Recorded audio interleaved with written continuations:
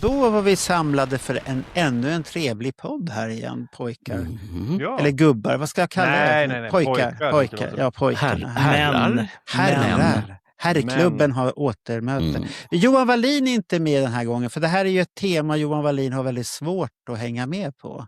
Jag hade ju inga bootlegs med. Nej, inga bootlegs, och han är ingen större fantast och sånt Men, där. Han har inte faktiskt sagt någonting i tråden när vi diskuterade det här. Så Nej, men vi har ju alla förstått att det inte är hans grej. Eller så är han på nästa vecka semester. kanske. Han kanske är på han var på Alice Cooper sist. Ja, så. det får han ju Ja, berätta det var om. därför han blir inte kul. var med på liven ju. Ja, Det var Alice Cooper tjofräs där. det var ju giltigt skäl faktiskt. Ja. För att Och han...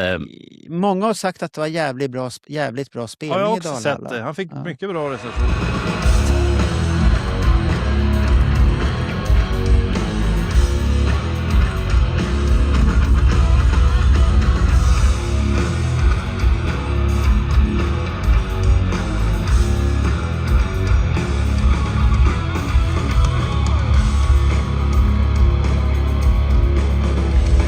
Well, I'm not evil, just moving. Start a little fire and make it start cooking. I'm a hungry man, but I don't know pizza. I blow down your house and then I go like pizza. Bring it to a simmer, right on top. Put my greasy fingers on your precious mind. Feed mine, Frankenstein. Meet my amigo. Feed mine, Frankenstein. Hungry for love and it's feeding time. CC Topp däremot i Dalhalla, det såg ju inte så här uppmuntrande ut. Alltså, jag har inte sett. alltså vi kan prata om Sissi Topp. Nej, vi ska inte prata om CC Topp. Det är väl bara Billy Gibbons kvar där. Det är är inte så? en arbetskamrat som var och tittade på Cissi Topp och han tyckte det var bra, men det var väl ingen... Ja, det säger mycket om Jätterökare. honom. Det säger mycket om honom också. så Så- kan det ju så- också vara. Marco då.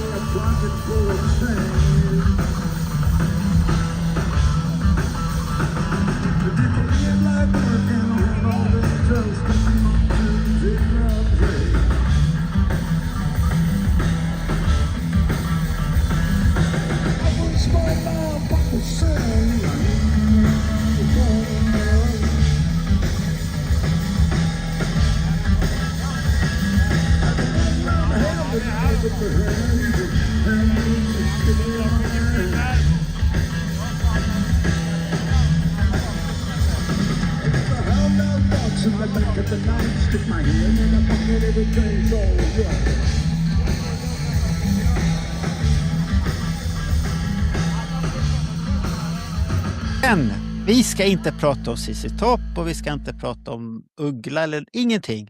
Ja, men, om Inte de har... Allsång på Skansen, inte Evert Taube eller någonting som har varit den senaste tiden. Ja. Vi ska prata om halvårslistan 2026 topp 3-album som vi har lyssnat på. Det kanske inte behöver vara det albumet jag älskar, men vi har lyssnat mycket på de här och vi kan rekommendera de här. Ja, det vet jag fan om man håller med om. Har ni bara valt skivor som ni tycker är konstiga då? Nej, som jag gillar att lyssna på. Ja, men det är väl då rätt. kan du ju rekommendera det. Ja, jo, absolut. Du får ju men- förklara varför de är så Ja, bra så det- kan ju någon lyssna sen. Det finns fler som har lika konstig musik som också Ja, du, det- Roger, så att du är inte ensam. Låt mig få förklara en liten sak. Att för er så kan det vara lätt. Eftersom jag själv kanske inte har koll på hur mycket musik jag spelar och vad jag spelar, men jag har lite system som hjälper mig att komma ihåg. Så att jag kan säga, utav det som jag har lyssnat på det första halvåret så är det 150 album, alltså longplaying-skivor, 150 singlar och 18 EP-skivor. Och så fick jag det otroligt fantastiskt roliga förslaget att snälla Bernt, kan vi få din topp 3-lista? Vilken jävla tortyr! Fy fan! Ja, men du hade ju alltid, för du bor ju i Nynäshamn och du ska jobba i Stockholm. Ja. Och du har ju oftast problem med ditt pendeltåg, så alla dina resor tar ju så här 2 till 3 timmar att komma hem eller komma till jobbet. Så att du har ju jättemycket tid jämfört med mig som är 25 minuter. Det är en väldig skillnad. Men det som är grejen är ju att du en sak nu har lyssnat på alla de här, vilket jag har gjort. Jag har betygsatt dem, för det har jag ett system för. Jag bara hör autismen. Vad sa du, Bennett, att du hade gjort? Jag bara hör aspergeriet här, det bara flödar. Men vad sa du att du hade gjort? Du hade... Nej, men, jag har ju ett program som heter Roon. Du sa ett ord som börjar på B. Du hade betygsatt musik. Det där är inte likt dig. Vad har hänt med dig? Det var det jag skulle säga. I Roon, som är då det system som jag använder för att lyssna på musik. Där har jag mina egna skivor, sådana som jag köpt fysiskt. De är rippade, ligger inne där. Det är alltså inte Jan Rippe vi pratar om, bara för att vara noggrann här. Och sen så den musiken som jag lyssnar på strömmande, och det är från Tidal i första hand. Och när de kommer in i Roon, då är det jätteenkelt. Då sätter man lite betyg på varje skiva efter man har lyssnat på dem. Så att jag har... Och är betyget under 3, då får de inte ens bo i min Roon-samling.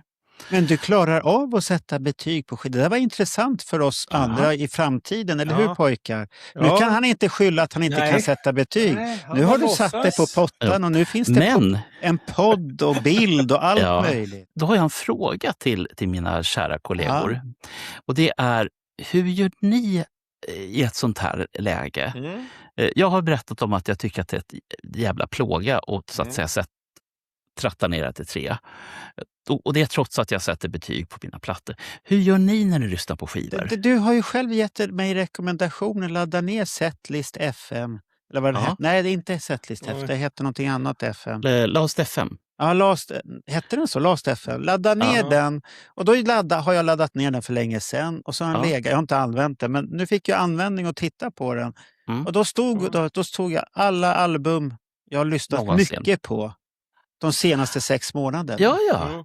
Och då kom det ju skivor som inte tillhör 2026 som man fick peta bort och kasta hitåt och dit. Och det var när Destroyer var uppe. Jag vet inte varför jag lyssnade så mycket på Destroyer helt plötsligt, men den var uppe på 4:e plats där helt plötsligt.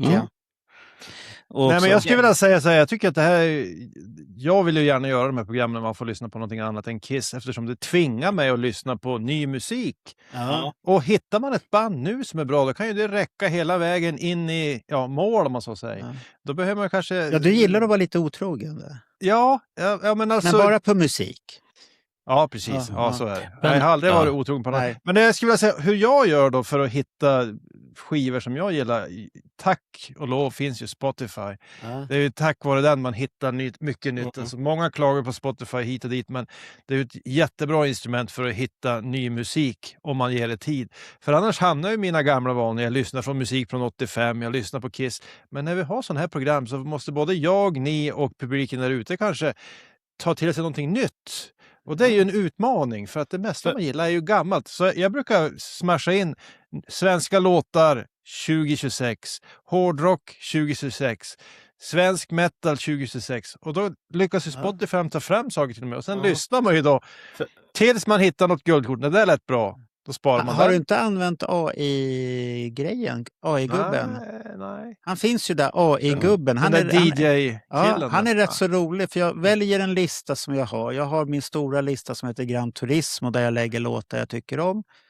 Och det är väl snart 2000 låtar på den där listan. Det går ju aldrig att lyssna igenom den. Jo då, jag brukar sätta på den på random så att den spelar. Ja, okay. Och sen väljer jag AI-tillägg ibland också på den. Så att AI kan stoppa in en låt som skulle kunna passa. Och ibland blir det så här, vad var det där för någonting? Och jag tycker den här DJ:n, han är ibland bra, så kan man ge kritik till honom att nu är du ute och cyklar. Jag ska inte ha Evert Taube mitt i det hela här nu, så det kan du ta bort och sånt här. Så att man kan ge tummar upp och tummar ner och då kommer han att be alltid om ursäkt. Så här, förlåt, jag ska inte göra det där igen. Så att den blir rätt så rolig och den lär sig rätt så mycket också. Men som jag brukar göra, om de plattorna jag lyssnar på, det är ju också oftast några år gamla, så de är inte aktuella nu, fast jag lyssnar ju på dem fortfarande. Men då brukar det längst ner vara, vi rekommenderar det här också. Där dyker det upp i samma genre. Ja. Det är så jag har hittat 2 av mina. Ja, kul. Och sen har du den här nya funktionen som kom som jag tycker, många förstår inte riktigt vitsen med det, men om man är någorlunda intresserad utav musik, vilka som har gjort någonting. Jag kan ju visa här en artist som inte kom med på den här listan, som jag hade velat haft med på listan, men hon har inga låtar på 2026. Nej, hon har låtar 2026, men det går inte att ladda ner hennes låtar. Och nu fick jag reda på, Roger, att det går att ladda ner från Spotify. Det hade jag ingen aning om. Jo då. Och hon heter Shirin, och då finns det här nya som heter Sång DNA, om ni sett det. Den är väldigt rolig. Man kan klicka på den och så kan man veta vilka som var med och skrev låtar. Och sen helt plötsligt kan man titta där, jaha, det var den där jävla gubben. Han har ju skrivit låtar till den där skivan och den artisten. Kul. Och då märkte jag att Shirin har ju haft samma team som Ghost. Han har haft annat team också som Molly Sandén. Att det är samma gubbar, bara att de skriver helt olika kategorier av musik. Och Shirin är en jättebra sångerska som låter som Amy Winehouse åt det hållet. Pampig röst och allt det här. Men tyvärr är hon inte med på listan för min del. Så jag kan börja med min 3:e plats här då. Gör det. Så lyssnar vi på den. För att det skulle ha varit Shirin istället. Men nu är det en annan låt och jag vet inte om ni har hört det här. Ska du berätta någonting om bandet innan? Eller Nej, tar det efteråt? jag tar det efteråt. Ja, okej. Jag kan säga att album heter Talking Cure. Cure, tror jag att man säger. Talking Cure. Cure? Ja, nu kommer det här. Ska vi se här.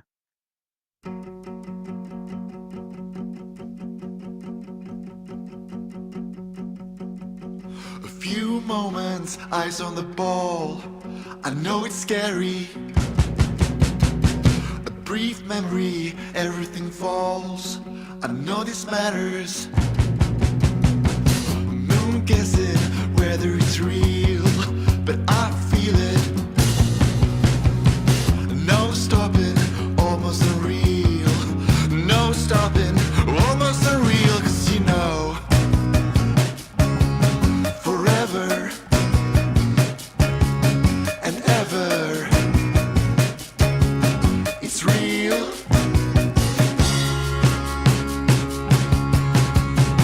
A few moments, hands on the wheel. I know it's scary. Det hade ni inte hört förut. Nej. Ursäkta, men var inte det här Paul Stanley? Eller hans det okända var namn? lite likt faktiskt. Nej, det är inte Paul Stanley. Men den är nära Paul Stanley på ett sätt. Men inte på ett annat sätt. Varför har du valt den här låten då? Eller Den här låten kom början av 2026. Jag fick en inbjudan till releasepartyt. Och jag tänkte så här, nej, jag har aldrig lyssnat på honom, så jag har ingen aning om han är bra överhuvudtaget. Så började jag lyssna på den där albumet och tyvärr kunde jag inte gå på releasepartyt. Men jag tyckte att det fanns någonting melankoliskt och det passade januari.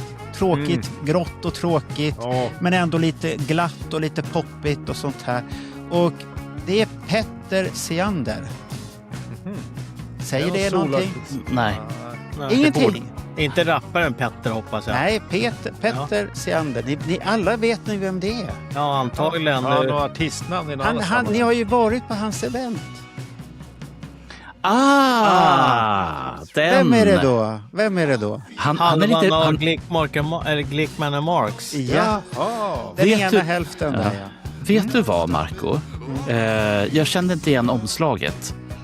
Och just den låten har jag inte lyssnat på heller. Men den finns med i min lilla Room-databas över bra grejer från 2026. Vad fick den för betyg då i din Room-databas? 3,5. Ja, och då pratar vi om helheten. Ja, för albumet det finns många bra låtar. Sen kanske det blir lite för mesigt för mig efter ett tag. Men och jag vill gärna ha pampigt. Men det finns någonting som jag tycker att den är varm och god. Det är lite vänner-feeling över det hela. Det jag fick känslan var att det här är typiskt 3-ackordslåt och det är samma ackord hela vägen. Eller ganska långt. Och det är en akustisk gitarr så det blir lite lamt. Tungt. Ja, det kan det bli. Men jag tyckte det var lite finstämt. Alltså. Men samtidigt så är det jag tror att de vill förmedla också. Att det inte ska vara liksom elgitarrer utan det ska bara vara en akustisk gitarr. Jag får den känslan av att det är så de vill ha det. För annars hade de lagt elgulor där. Han är väldigt lågmäld kille. Han är ingen sån som skryter om sina bravader. Men när jag fick inbjudan till hans releasefest så tänkte jag, fan släpper han musik? Så här, första gången så gick jag och tittade på spår. Vad fan, det fanns ju hur mycket som helst med honom. Ja. Så han har ju hållit på ett tag och det här är den senaste som kom och jag såg en video från releasefesten och det fanns ju... Sen vet jag inte om det var mycket hans vänner som var där och digga. Det kan det vara. Och de har ju sagt att de har mycket vänner också. Ja, så att och han jobbar ju inom den branschen också med sånt här musik och grejer. Men han kommer att bli jätteglad när han hör att 2-3 av oss tycker att han låter som Paul Stanley. Vad skulle du säga, Bernt? Hur stavar du till hans Petter Serander? Petter. Ja. Seander. Ja. Seander. Väldigt, väldigt duktig och den andra Josef som är den andra hälften utav, han håller ju också på med musik. De jobbar på något sätt med det här musik, om det är music management eller vad de riktigt gör. Jag har aldrig fått, men de är aktiva inom det och Josef, han har nämligen en podd som jag hittade här och det hade inte jag någon aning om att han hade, och den var lite rolig faktiskt. Jag lyssnade, den bara dök upp i mitt flöde helt plötsligt och tänkte, vad fan är det här för någonting? Det är ju Josef där. Och den hette, nu ska vi se om jag hittar, Skräpkultur. De har många järn i elden, pojkarna. Ja, den heter, de har ju en sommarlovsspecial här nu där de pratar om glassar och minnen och allt möjligt. Och, nostalgiska. Ja, och de har Batman-grejer och så här läskedrycken Fanta. Det är ett helt avsnitt. Men läskedrycken Batman kom ju 89 när den där filmen kom ihåg. Då köpte man den bara för att den var så himla cool. Kommer ni ihåg när Michael Keaton spelade Batman? Och det var så otroligt...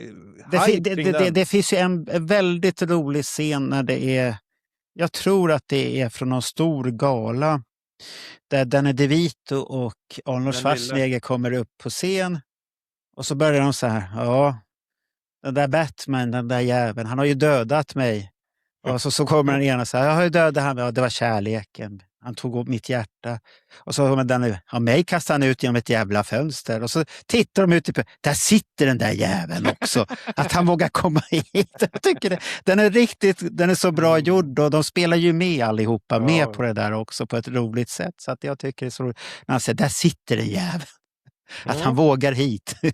Jag minns, jag tyckte det var ett oväntat val att ha Michael Keaton som Batman, men det blev ju helt rätt. Men han gjorde det bra tycker jag. Ja, det blev jättebra. Men det där var min tredje plats.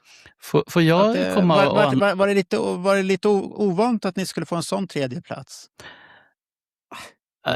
Alltså, det är det här som är grejen. Vi har ju ingen aning om vad ni har för tokiga idéer. Jag vill bara klaga på en sak. Eller Seander. S som Sigurd. Erik, Adam, Niklas, David, Erik, Rickard. Jag tyckte jag hörde ett R där i början. Seander. Ja, bra, för då hittade jag honom. Och grejen är att han har gjort en jävla massa musik. Ja, han har gjort mycket musik. Men det är åt det här melankoliska lite och lite engelsk trudeluttpop. Enklare. Så lite enklare det är ju inte tuggummi-pop, man måste tänka lite i musiken och sånt här. Så att men det var lite annorlunda grej och då kommer många tycka att nu börjar han bli mesig. Det kanske är 60-årskris, jag vet inte. Den kommer nog uppenbaras lite mer min 60-årskris i en annan skiva sen.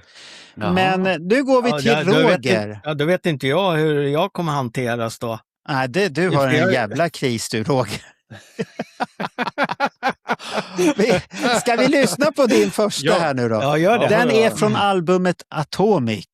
Ja. Vi säger inte artisten, men ni får se här nu. Ja.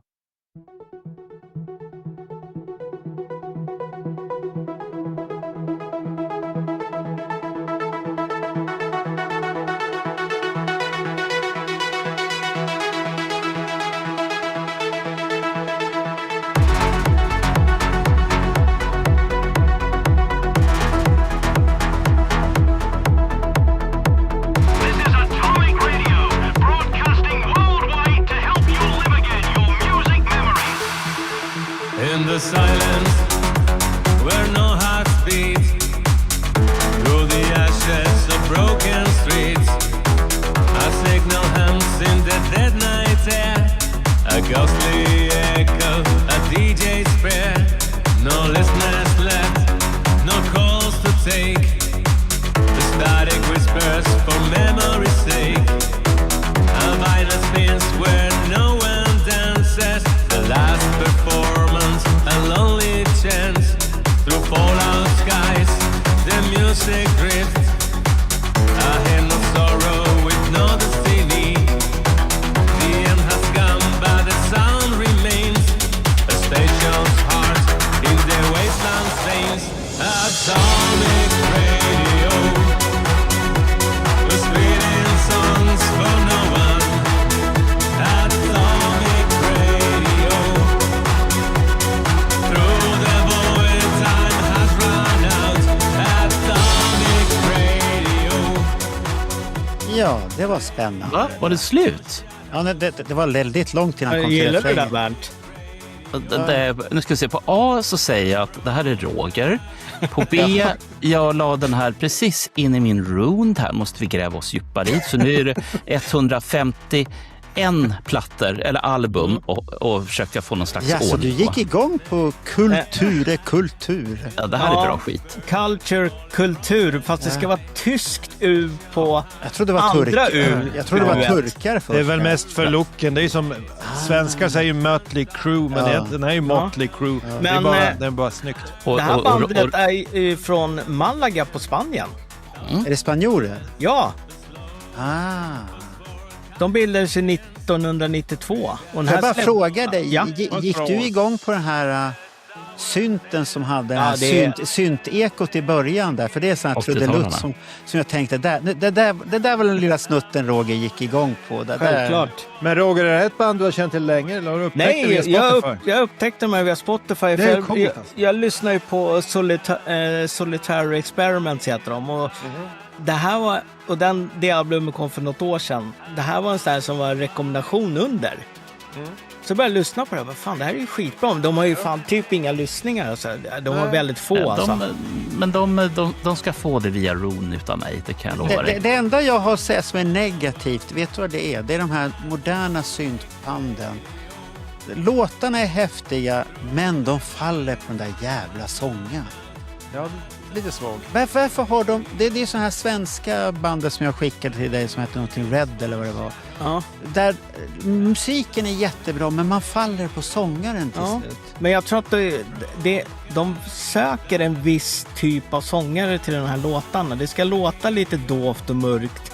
Det är inga att man ska ha ångest och deppigt. Ja. Jag kan ju säga så här, det här känns lite mer som en modernt Depeche Mode faktiskt. Det är tungt. Ja, det är så här industri-synt-pop liksom.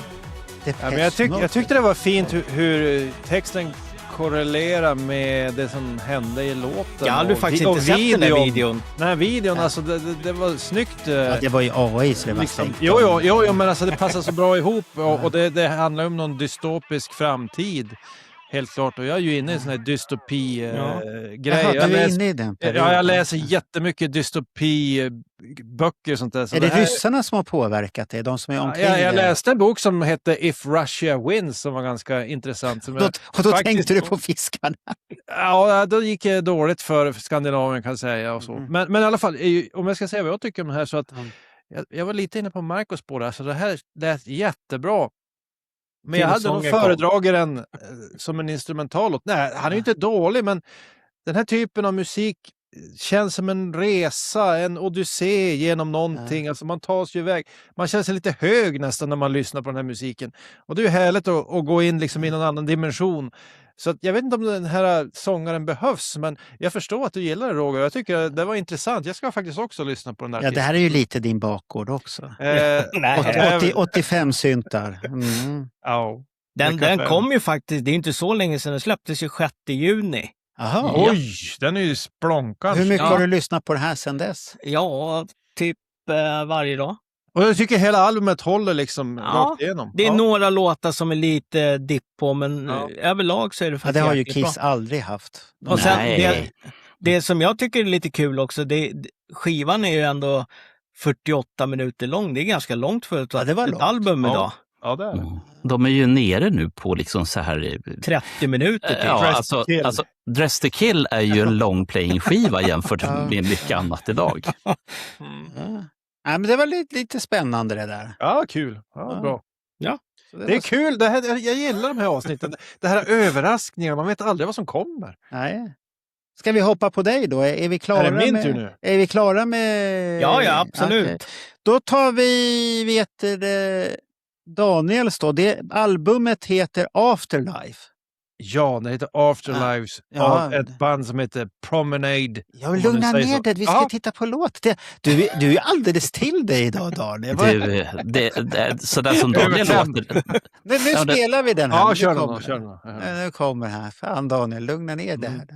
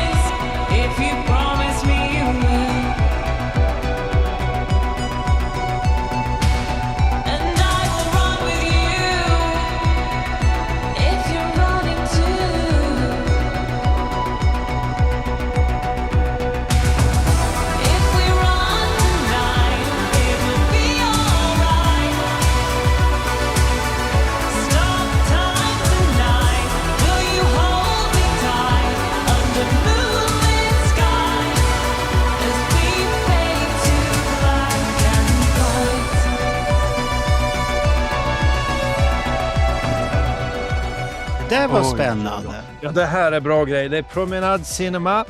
Det är ett brittiskt elektroniskt band. Det är en duo. De börjar någonstans kring 2015. Alltså, man brukar likna det vid dark wave eller syntpop. Nej, jag har fått ett mycket bättre förslag utav Astrid här.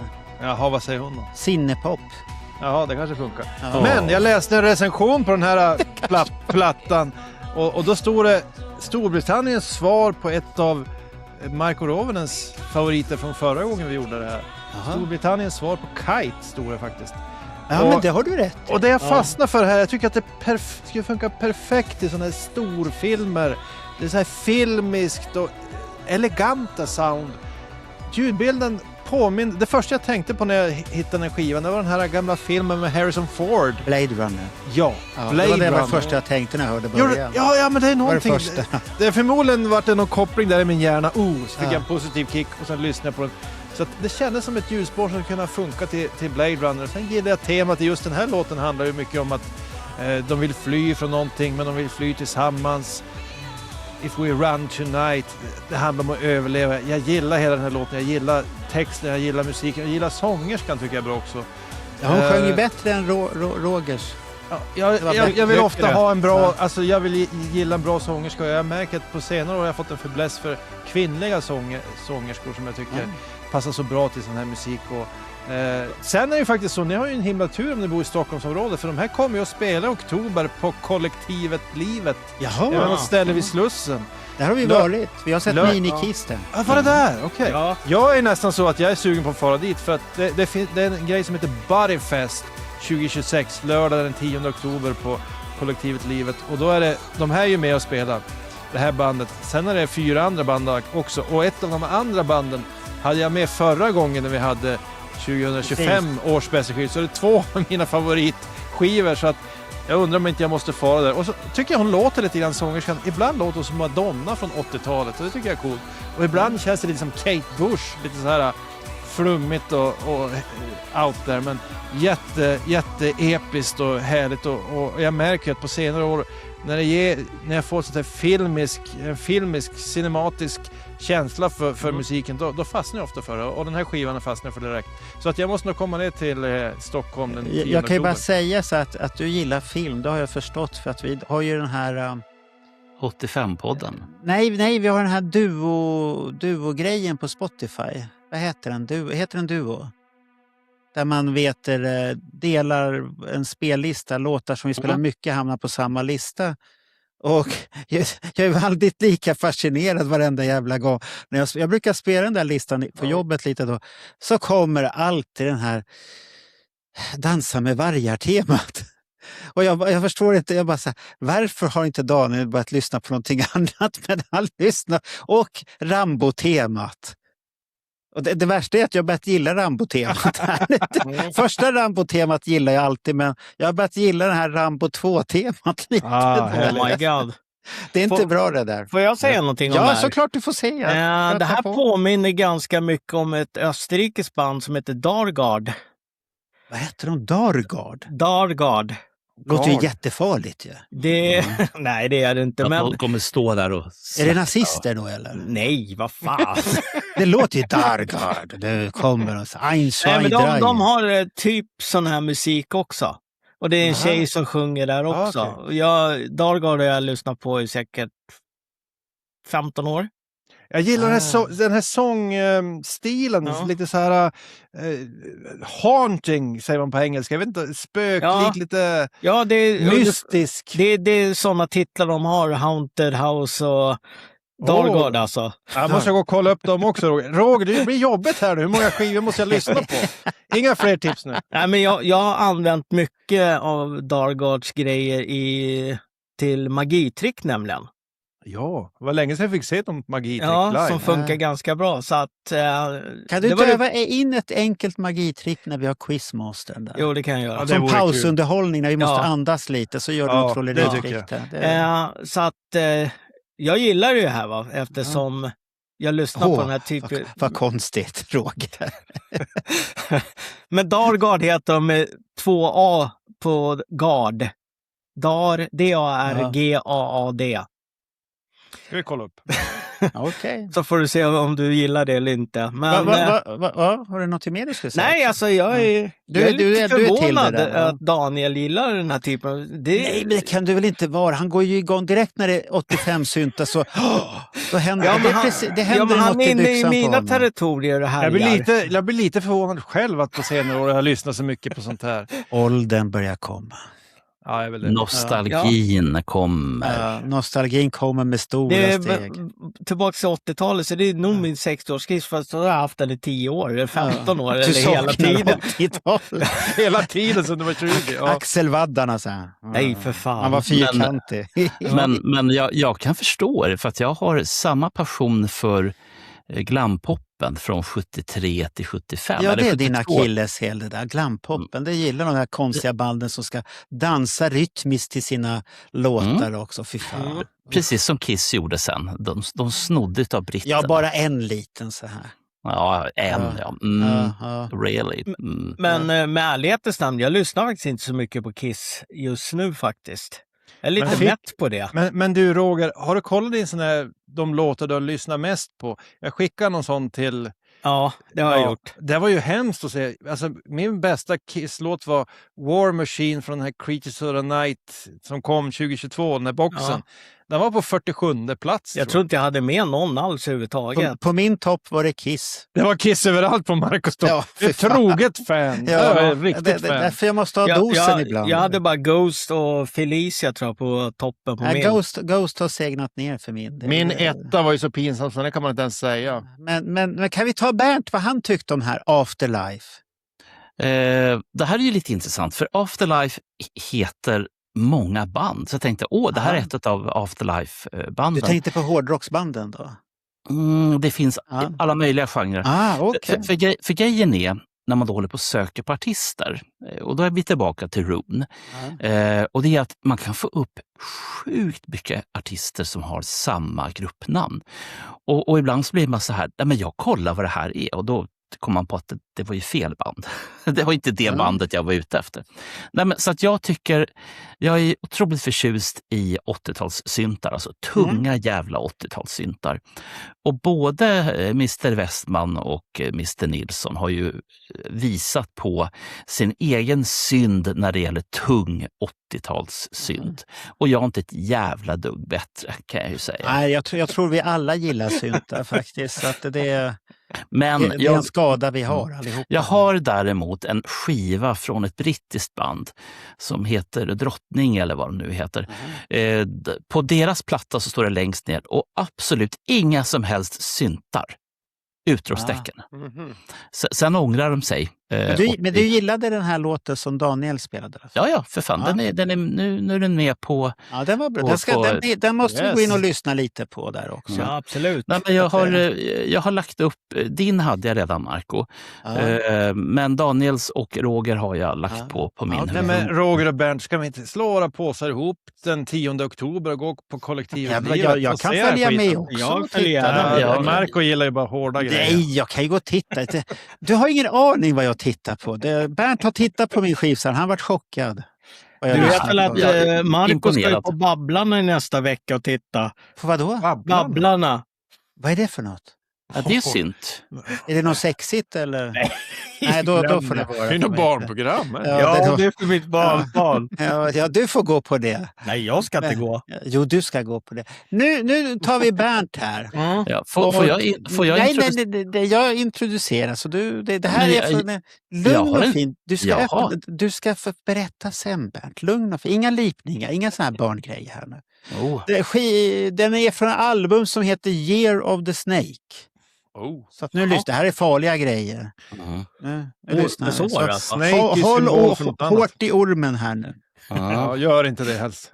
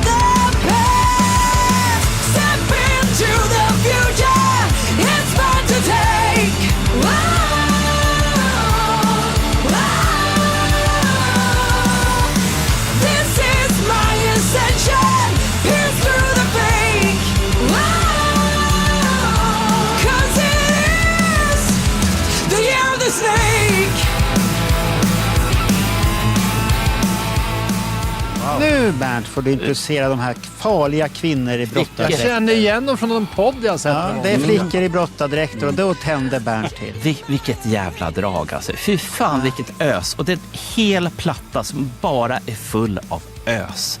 Det här är en svensk urkraft. Och det handlar om 3 stycken fantastiskt talangfulla personer som reste sig ur askan i ett annat band.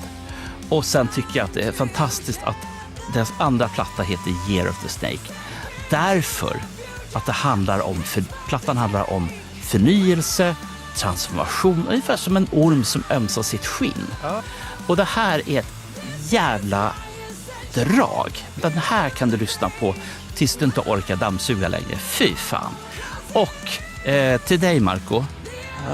De ska få nya brottardräkter, så du måste se dem igen. Jag har sett, jag följer henne, så jag skickade ett hjärta. Det här ser bra ut. Den här brottardräkten vill jag se live, skrev jag. Ja. Och så fick jag ett hjärta tillbaka. Sen råkar albumet vara, alltså, det fysiska albumet. Det är The Gems alltså vi pratar om. Det är gems. Jag har inte sagt någonting. Jag har inte sagt det ens en gång. Nej, men det stod i hela videon ju. Nu har ju folk som bara lyssnar kanske. Och jag kan säga så här att, som jag sa inledningsvis, jag har ungefär 150 album som då ska trattas ner till 3, vilket är skitsvårt. Och det här är en platta som har tryckt undan till exempel en Deep Purple mini-album som har kommit. Det finns en hel del annat som de här har petat ner. Det är fantastiskt jävla bra producerat också, så att fy fan vad bra. Så, där. Jag kan ju hoppa på där och säga att det är en väldigt bra andra platta de har släppt. Jag har nog lyssnat med lite mätt på den, för när den kom så lyssnade jag mycket på den där, och jag lyssnade på singlarna också, så jag har haft dem i mina spellistor. Otroligt bra gitarrist, Mona, som spelar med Uggla. Hon är alltid Ugglas första gitarrist, och hon har ju blivit mamma. Och det enda som är tråkigt, det är trummisen. Hon har slutat. Va? Emily? Det visste du inte, Bernt, men hon har slutat för att hon vill... Var inte hon med i ett avsnitt? De var med, sångerskan, Gernicka och vad heter hon, Emily. Emily. Hon var med, de var med i vår podd. Jättetrevliga, för de var ju med på Kisskryssningen där och berättade grejer och sånt här. Så att det var riktigt roliga tjejer, och de är därför att det var någonting personligt. Det var ingenting att hon hade med bandet att göra, det var bara att hon tyckte att det var lite för mycket med allt turnerande och sånt här. Och man vet ju inte vad i livet, men hon kan ju komma tillbaka, så man vet aldrig. Peter Criss kommer tillbaka. För hon och Mona har haft i alla fall en jazztrio tillsammans. Notera jazztrio på 2. Där, för det första så är det otroligt seriöst gjort. Och de som hittar videorna, ni vet.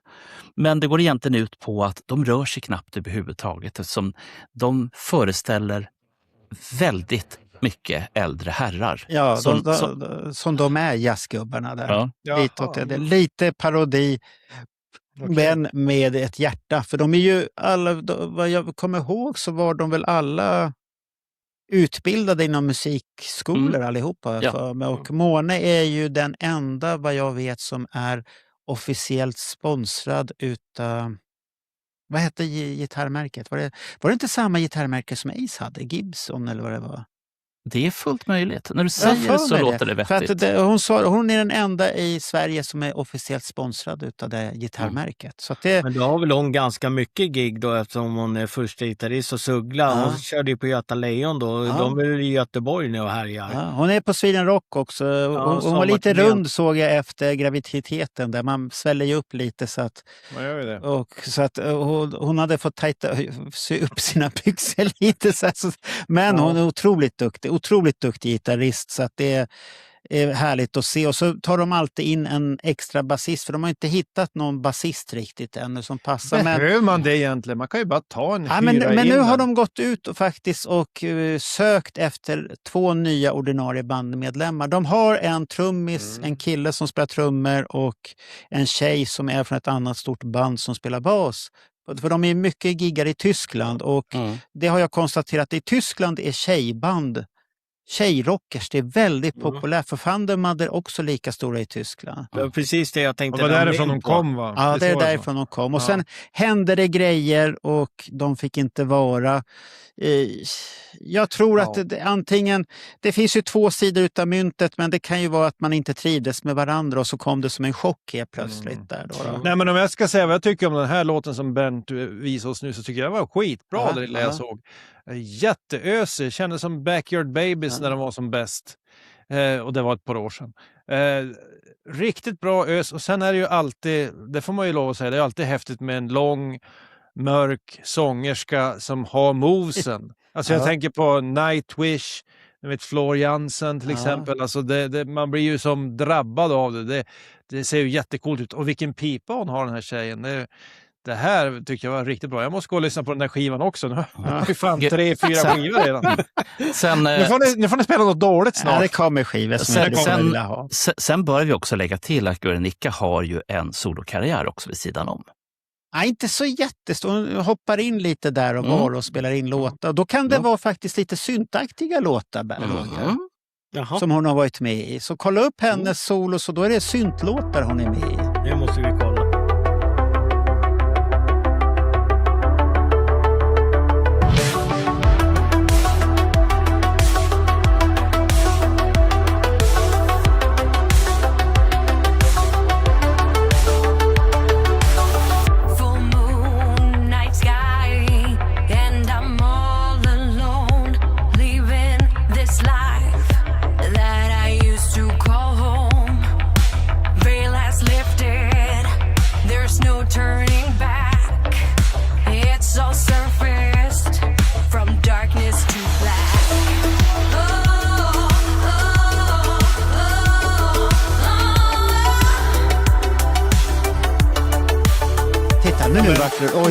Oj, synd. Ja, för det jag tänkte säga, jag kommer nog gå emot det lite. Jag har aldrig gillat typ tjejband alltså.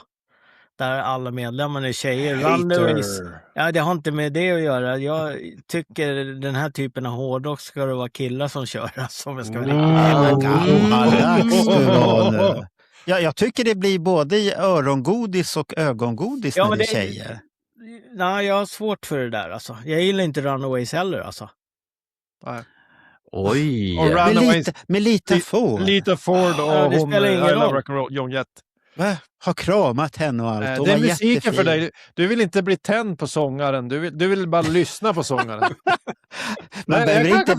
Jag tycker att du vill inte bli distraherad från ditt musikaliska lyssnande. Ja, det kanske man kanske blir distraherad. Det kan man bli. Ja, det kan man. Ja. Det har du nog rätt i. Så att man kan bli lite distraherad. Jag säger inte det här för att vara elak mot någon. Det är bara, jag har svårt för det alltså. Ja, alla är vi olika. Ja, tur med det. Men jag tycker att det är bra, så att jag behöver inte säga så mycket mer. Jag har Guernica, hon har övat upp rösten. Vad heter hon? Vad säger du? Guernica Mancini. Var var hon från? Var det Chile, Uruguay eller var var hon ifrån?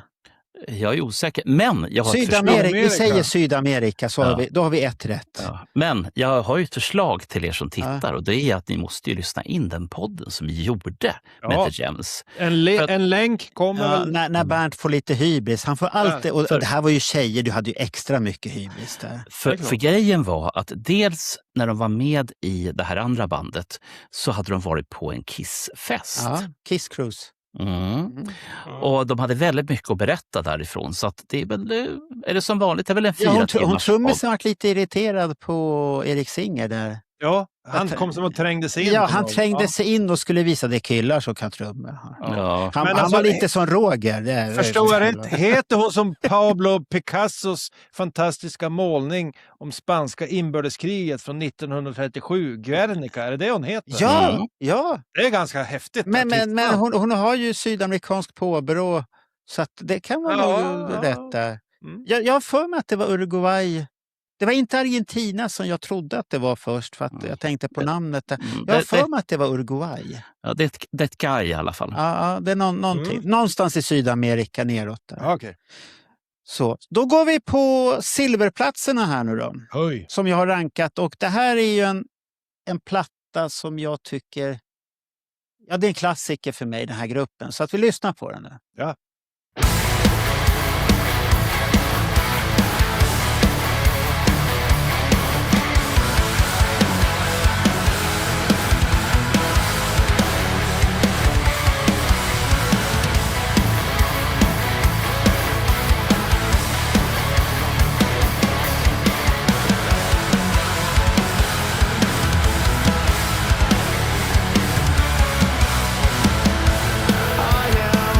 I'm feeling hurt.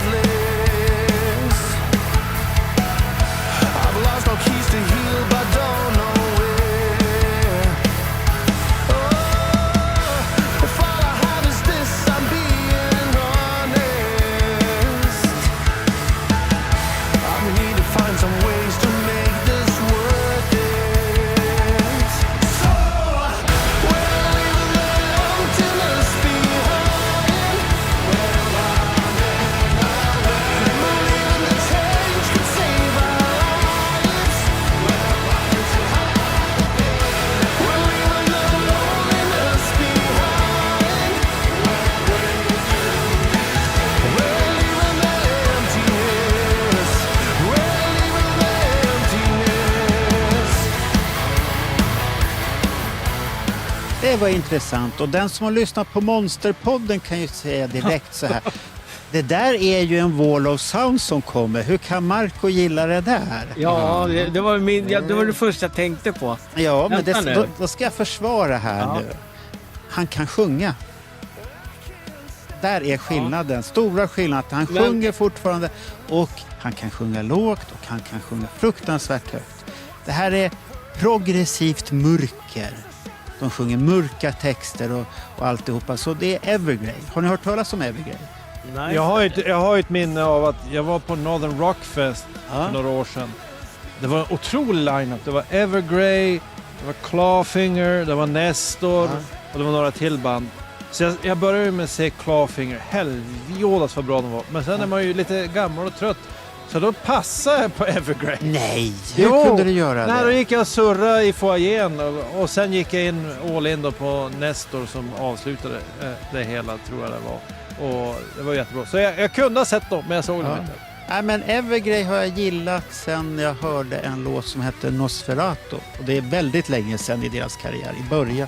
Jag tror att det är andra plattan nämligen. Är hela skivan producerad på det här sättet? För trummorna ligger ju fruktansvärt långt fram i mixen. Det enda jag stör mig på, det är trumljudet i den här skivan. Ja, den ligger jättelångt fram. Alltså. Ja, den ligger väldigt långt fram. Precis som på Monster, fast tvärtom. Där låg ju trummorna längst bak och basen fram istället.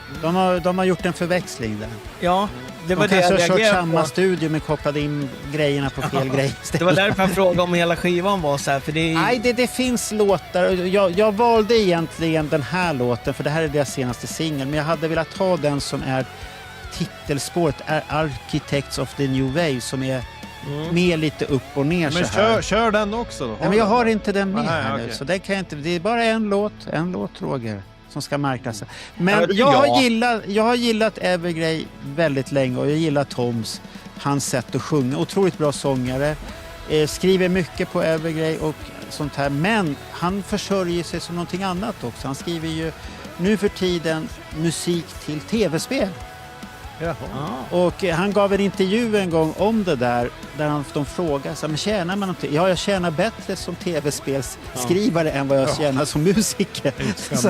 Så att det är lite olika, men deras skivor är lite åt det här hållet, och det enda är som jag kan tycka att har du lyssnat på en skiva så kan du inte hoppa direkt till en annan skiva, för att det är lite för mycket samma sätt att spela, att du måste ha ett litet break. Det här, jag får ju lätt panik av den här typen av musik alltså. Vad är det som skapar paniken? Nej, men jag stör mig produktionen. Ja, det är det som stör mig. Just att man lyfter fram trummorna. Trummorna ska ju bara vara en takthållning, inte ett framträdande instrument på det sättet. Men det störde jag mig faktiskt på den här skivan. Ja. Att trummorna var så långt framme. De kanske har haft en tanke med det, men jag förstår inte tanken varför man gör så och producerar på det sättet. Om du gillar det, fine. Inga konstigheter, men jag får lite så här stresssymptom. Det var första skivan som fick lite så här här nu. Det var lite spännande. Okej, det var bra. Då fick jag vara ensam kanske här. Vad säger ni andra då? Nej, men Bernt kommer gilla det här. Nej, det är inte säkert. Eller vad säger du, Bernt? Jag kan väl börja med att säga att jag är besviken på mig själv. Den här plattan kom för ungefär en månad sedan. Jag sorterade ut det blixtsnabbt. Och varför? Jo, jag har nämligen lärt mig att om man inte kan läsa loggan på ett hårdrockband, då är det growl. Och growl vill jag inte ha. Det är han långt ifrån, Tom. Ja, han är jättelångt ifrån. Ja. Och här blir det liksom, jag vet inte om jag ska vara besviken på mig själv eller vara besviken på bandet. Men om ni har en logga som man inte kan läsa, för jag var tvungen att liksom så här, vad fan står det? Och sen hann jag slå upp bandet och även medlemmarna. Ni har DNA i Spotify, och i Rune så kan man liksom klicka på de här. Jag vet att många av våra lyssnare utav podden, Dr. Love och vår Patrik som har Kissfesten, de är stora anhängare utav det här bandet.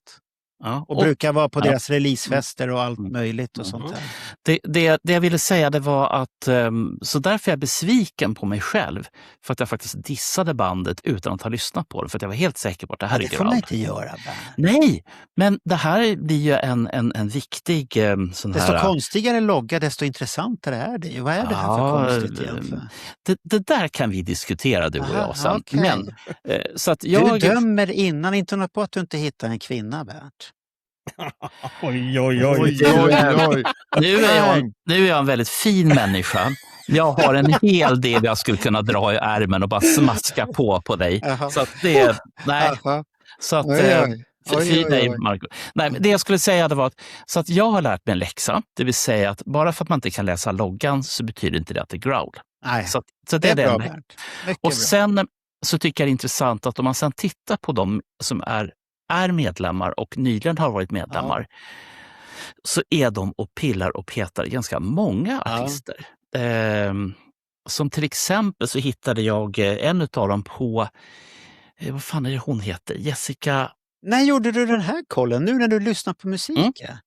Här går det undan. Då hann du ju inte lyssna, Bernt. Du har ju bara suttit och googlat där då. Nej, jag har ju lyssnat. Jag har ju dragit in basen i huvudet. Alltså jag har ju så jävla bra lurar. Marco, för det helvete. De här lurarna, inte någonting undgår mig. Ja, lugn och fin, Bernt. Vad tyckte du om trumljudet då? Jag tycker om det här. För att det är ovanligt. Därför att, precis som ni säger, ofta så ligger trummorna någonstans bara för att lyfta upp en rytm. Och jag tycker om när man faktiskt Jag tycker om när man faktiskt lyfter fram trummorna. Men jag vet ju å andra sidan vad Gene Simmons har sagt, och det är att vara trummis, men då håller man inte på med instrument. Det gör man fan i mig. Häftigt. Så att, men det här är bra grejer kan jag säga. Och det här ger en viss mersmak. Vänta, heter det mersmak? Ja, det heter det mersmak. Jag tänkte på sån här mässmör, så att det var fel. Va? Säger du att mässmör är äckligt? Fy fan, det är... Jag får feber av det. Nej, det är inte bra. Jag käkade det som barn. Jag köpte en tuba för något år sedan. Bara, hur fan är jag ens äter det här alltså? Man ska äta det i små portioner, pojkar. Man ska inte liksom slafsa på det. Men jag tog direkt till tuben. Varför börjar ni med mat här nu, mitt i det hela här? Jag är hungrig. Fan. Ja. Nu går vi till Daniel. Vad tyckte du om den låten? Fast jag var ju inte klar. Var du inte klar? Fan, du pratade ju om mer smör helt plötsligt. Ja, precis. Nej, så att jag säger så här, det här smakade mer. Det var det. Det var där vi var. Det var därför det var mer smör. Det smakade mer. Sen åker den in i din lista igen då. Men jag vet inte om det var så bra betyg när mer smör. Nej, det var inte bra. Nej, men du hörde ju fel, Marco. Det är ju bara så. Bernt, då får du lägga tillbaka den i din lista nu då. Ja, jag har lagt till den i min lista. Han har lagt till den. Ja, vilken tur då. Daniel då? Det här Sound of War var ingenting för Daniel, tror jag. Alltså jag och Roger är lite på samma sida där, tror jag. Jag tyckte det var jobbigt med produktionen. Jag känner direkt en aversion mot ljudbilden. Precis som när vi lyssnade på Monster för ett tag sedan, så känns det som att det finns något bra här, men det är lite jobbigt att lyssna på. Sen vet inte jag hur resten av skivan låter, men det är klart, sångaren är ju duktig och det är bra musiker och det är bra driv i låten, så att jag kan ju förstå att du gillar det. Men då skulle jag ge ett försvarstal här. Gå in och lyssna på Nosferatu med Evergrey eller I'm Sorry, som är en cover utav Dilbas. Ja, just det. I'm Sorry, som är riktigt, riktigt bra. För Tom har en otroligt bra röst alltså. Det är en jävla gubbe med pondus i rösten. Ja. Eller så kan man gå och se filmen Nosferatu. Den är ganska kul. Den kan man också se. Och så har både man den nya och den gamla. Jag skulle vilja göra ett medskick faktiskt, ifall någon av medlemmarna i Evergrey tittar på det här just nu. Jag tror att ni behöver gå in och titta på er Wikipedia-sida. För där står det att ett svenskt progressivt metalband som bildades 1996 i Göteborg. De utav fansen som är engelskspråkiga, de har skrivit skitmycket intressant om bandet. Men det vi har nu, det är för sig, det är en perfekt diskografi, det är en perfekt förteckning över de medlemmar som är med eller som har varit med. Men pojkar, titta på den engelska och så pyssla och knäppa knoppar. Ska vi hoppa vidare här? Nej, jag har faktiskt en annan spaning som jag kom på nu. Oj, vad var det? Att Marco har valt 2 svenska band än så länge. Nej, jag har gjort det. Förra året blev det många svenska band också. Har jag valt 2 svenska band? Ja, det har jag gjort. Ja, det lätt. eller har jag fel? Vad är det för... Det är något konstigt med mig. Jag börjar bli gammal. Ja, det kommer 3 också på första platsen. Har svårt med engelska. Nej, men jag tycker det är ganska bra att gilla svenska band. Då har man en god chans att få se dem live också. Så att, ska man satsa all in på ett nytt band, välj ett svenskt band. Ja, men ska vi lyssna nu på nästa här? Nu är ni alldeles till. Kan jag bara få klaga lite grann mer här? Det är ju som så här att jag har bara fått köra en enda låt och den var svensk. Och Roger och Daniel, de har bara kört inte svenska låtar. Så att vi får någon slags ordning på det här. Är det min tur nu? Ja, nu kommer... Ja, Always and Never, va? Ja, från albumet Afterlife. Vi har ju kört en låt från Afterlife redan. Ja, de har också ett album som heter så. Ja, det var ju som Bernt sa, att här kommer ett album till, Afterlife. Vänta lite här nu kommer ordningsmannen in här i klassen. Är det här olika album vi pratar om? Helt olika album. Ja. De kom båda i år alltså? Ja. Och helt hette crazy. Båda. Men då lyssnar vi på Rogers andra plats här nu. Det är inte så Roger. Håll i er nu. Roger. Okay. Det är inte så att det finns ett 3:e album som de har gett ut. Nej.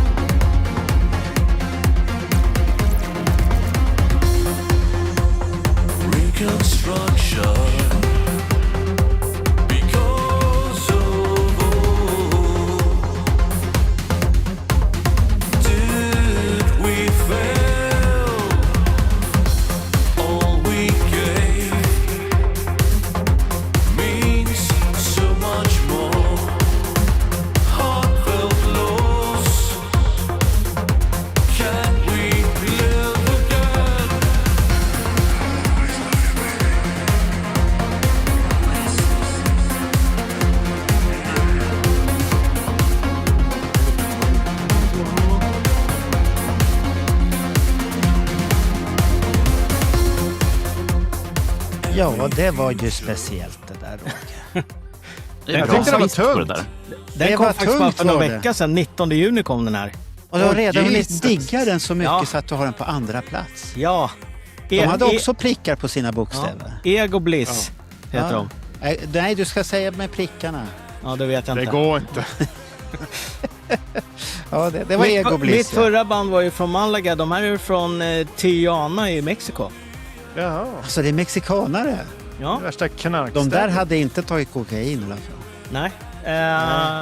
Det här är deras debutplatta faktiskt. De hade släppt en EP innan. Men hur kom den till dig om den var gjord i Mexiko? Samma sak igen. Är det Spotify som är ute i världen och spanar för dig? Alltså? Ni förstår ju vad jag har på min playlist. Alltså. Jag har ju bara typ sån här musik. Alltså. Men är du ett Kiss-fan egentligen, Roger? Eller påstår du bara för att få vara med i podden här? Jag har lärt mig allt om Kiss bara för att jag egentligen syndar inne. Jag bara tror det nästan. Nej, men alltså... Jag gillar den här typen av musik, alltså, för det är liksom mörk musik. De påminner mycket om svenska Colony 5 också. Det är också ett svenskt syntband, så att de hade inte släppt något nytt, annars hade väl de kanske varit med här. Hade varit kanske så. Nästa år. Ja. Och den här plattan är det också en sån här, den är ju nästan 1 timme lång, och jag gillar det där när det är långa plattor, 59 minuter. Det är bara syntar som man programmerar, de kan ju spela hur länge som helst. Ja, absolut. Men jag är inne i den här, jag har alltid gillat den här typen av musik alltså. Ja, du går igång på det här. Ja, och sen gillar jag att de har ett vanligt piano som ligger som melodi. Det är det som hookar mig i det här överhuvudtaget. Men har de några budskap på den här skivan? Absolut. De brukar ofta ha någon typ av tanke och tema. Ja, de har väl ganska mycket tema. De sjunger mycket om AI. ensamhet, identitet, mänskliga relationer, teknologi, hopp, död, återfödelse. Nu bekräftar du bara det jag kände när jag hörde. Att här är en sån här stackars syntare som är alldeles blek. Han är så vit som man ser honom inte överhuvudtaget. Ja, men man återföds ju då till slut. Ja, så har han så här svarta ringar under ögonen för han har blodbrist eller vad det är för något sånt. Och så sitter han där och sjunger. Och jag fick till Front 242. Ja, de är ju samma genre. Ja, det är samma genre. Och jag har gillat det en gång. Och jag har svårt att gå tillbaka till dem. Det är någon låt jag gillar, men sen är det mycket som är så här, nej men vad är det här för någonting? Ja, men jag gillar det. Man måste ha tagit någon tablett för att bli, och så blir man blek och har svart under ögonen och mår dåligt. Där snurrar ju när jag åker till jobbet och hem från jobbet hela dagen. Ja, men herregud, du måste ju vara jättehyperaktiv när du kommer fram då. Nej, jag blir ganska lugn. Är du lugn när du kommer fram sen? Det funkar för mig. Inte det här mera sån här städa musik. Nej. Ja, du vill alltid städa till all musik, Herbert. Ja, men det här vill man också städa till. Han har ingen fru, då måste han ju. Ja, du får ta så här tjänststäderska som kommer att städa. Ja, jag vet, vi har ju en stor Depeche Mode-fan som lyssnar på våran podd. Ja, just det. Han kommer ju älska mig nu, vet du. Fast Roger, jag har nämligen en grej som få vet om. Ja. Jag har en fet samling med Depeche Mode 12, eller det är inte 12 utan det är CD. De gav ju ut hur mycket som helst, och det var en som vid något tillfälle då sa det att jag kan inte ha kvar de här längre, är du intresserad? Så att det är väl ungefär, vad blir det? Ungefär sådär många 12 år. Alltså, och det är inte så med Depeche Mode att det är samma versioner som ligger på 12-erna som ligger på albumen. Nej. Absolut inte. Nej. Det är mix. Jag har ju en jättestory om en Depeche Mode, deras debutalbum Speak and Spell, va? Men den ska du inte ta nu. Nej, jag ska ta det vid något tillfälle. Han Depeche Mode-fanen, han kommer ramla av stolen. Han får fortsätta att lyssna. Han kommer ramla av stolen. Han har hört talas om det här, men han vet inte att det är jag som ligger bakom det. Oj. Titta, nu hypar du dig själv.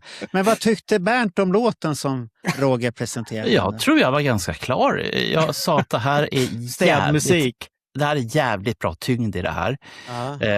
Du ska inte jag säga för 47:e gången för att jag har bra hörlurar på mig. För jag har bättre hörlurar än de här. Men liksom tyngden... Alltså, du har bättre hörlurar än de du har redan? Varför har du inte dem på dig då? Mycket bra, Daniel. Mycket bra observerat. Det ska jag berätta varför. Därför att de är Sennheiser-lurar. De är vad man kallar för öppna. Och det betyder att de här läcker inget ljud överhuvudtaget. Sennheiser-lurarna läcker allt ljud som finns. Varför? Ja, det är tydligen bra. Det var inte den förklaringen du sa till mig. Du sa att säljaren sa att de här är väldigt bra för analog musik. Ja, det stämmer också. Analoga musik har varit bättre i dina Sennheiser-lurar, sa du. Vilken tur att du inte sa analmusik, för då hade jag... Nej, analmusik kanske du också har, men det här var analog musik. Här. Ja, men vad tyckte Bernt då? Han sa ju aldrig någonting. Ja, han sa att han tyckte det var bra. Jag kan ta det igen. Det är fantastiskt bra musik att ställa till. Ja. Jag tycker om trycket i syntarna. Vi är tillbaks på... Alltså, varför ska... Ja. Alltså, jag älskar 80-talssyntar, det är inte det. Men varför måste alla göra det? Det blir ju liksom lite sådär... Ja, det är du och Strage. Och Roger. Ja. Vi går till Daniel här nu. Ja, då kommer du bli besviken då, Bernt, eftersom min etta är typ samma. Men avslöja inte nu. Men vi tar Daniel här nu. Ja, det är lite roligt att lyssna på Bernt när han pratar om trycket och analmusik. Det är ju en fjärt. Det är ju trycket och analmusik. Det är ju en riktig fjärt. Ja, i alla fall. Nej, men jag tycker att det är en fin musik, vad ska man säga, matta som ligger i den här låten. Alltså, det är ju tungt, bra, man dras med. Sen tycker jag inte alltid man behöver skriva lyssnarna på näsan vad det handlar om med texten. Och när vi kommer till mitt nästa val så kommer ni få höra hur sån här musik kan låta utan text.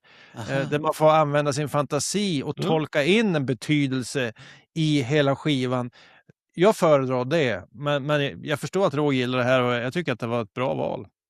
Okay. Ja, låten heter ju Always and Never. Ja, always med ego-bliss. Ego-bliss. Sen tycker jag det är lite sött att de använder de här tyska symbolerna som rockarna gjorde redan på sent 70-tal.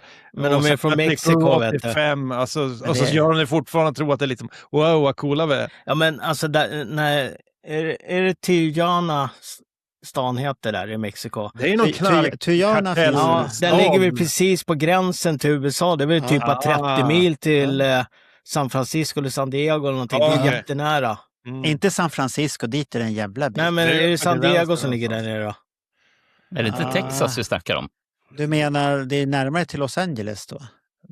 Ja, men det är ganska, det ligger ju precis på gränsen till USA. Så. För det är detta spanska kolonier. Ja. Ja, men då jag säger inte så mycket. Det här var inte riktigt min smak det där. Så att det förstod jag att du skulle säga. Ja, för att jag säger bara att jag hade problem med sångaren. Igen? Ja. Nej, men det är ju samma. De låter undernärda. De har inte fått mat, de stackarna. Det är någonting som är fel där. Ja, de har det här att de har blod under ögonen och mår dåligt. Men det var ju det jag sa. Den här typen av musik har den här typen av sångare.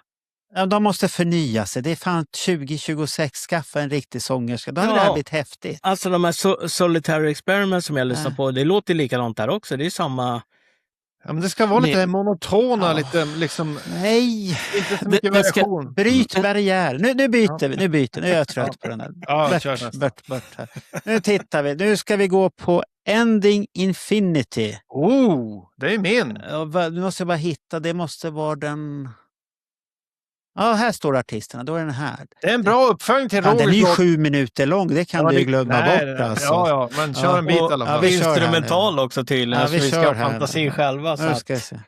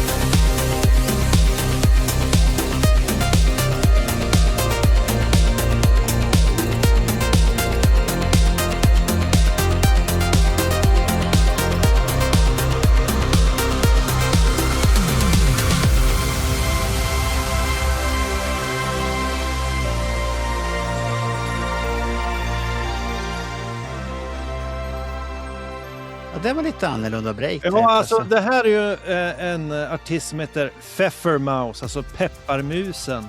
Och som han har gjort ett jävla namn. Ja, det där måste jag komma ihåg, det smeknamnet. Och sen har han gjort det tillsammans med Turbo Knight och Edictum. Så det är ett samarbete mellan 3 olika artister, men Pfeffermaus är väl den mest...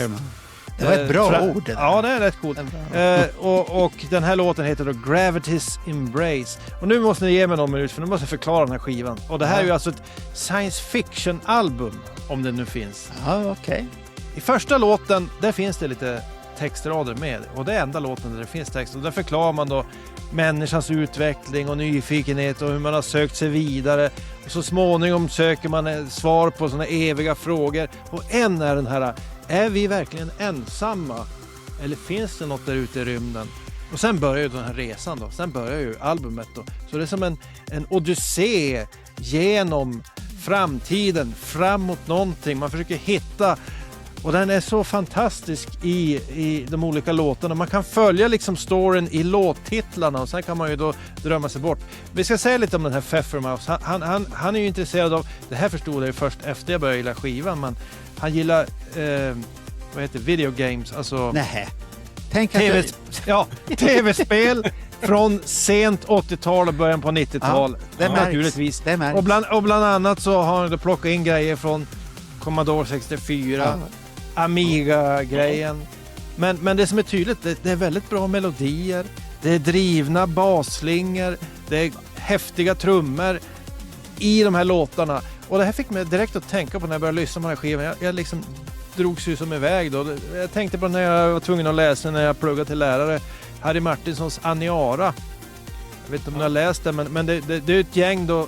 Det är ju en rymd fartyg som ska frakta emigranter till Mars och Venus. Men sen blir de träffade av någon komet eller asteroid eller vad det heter.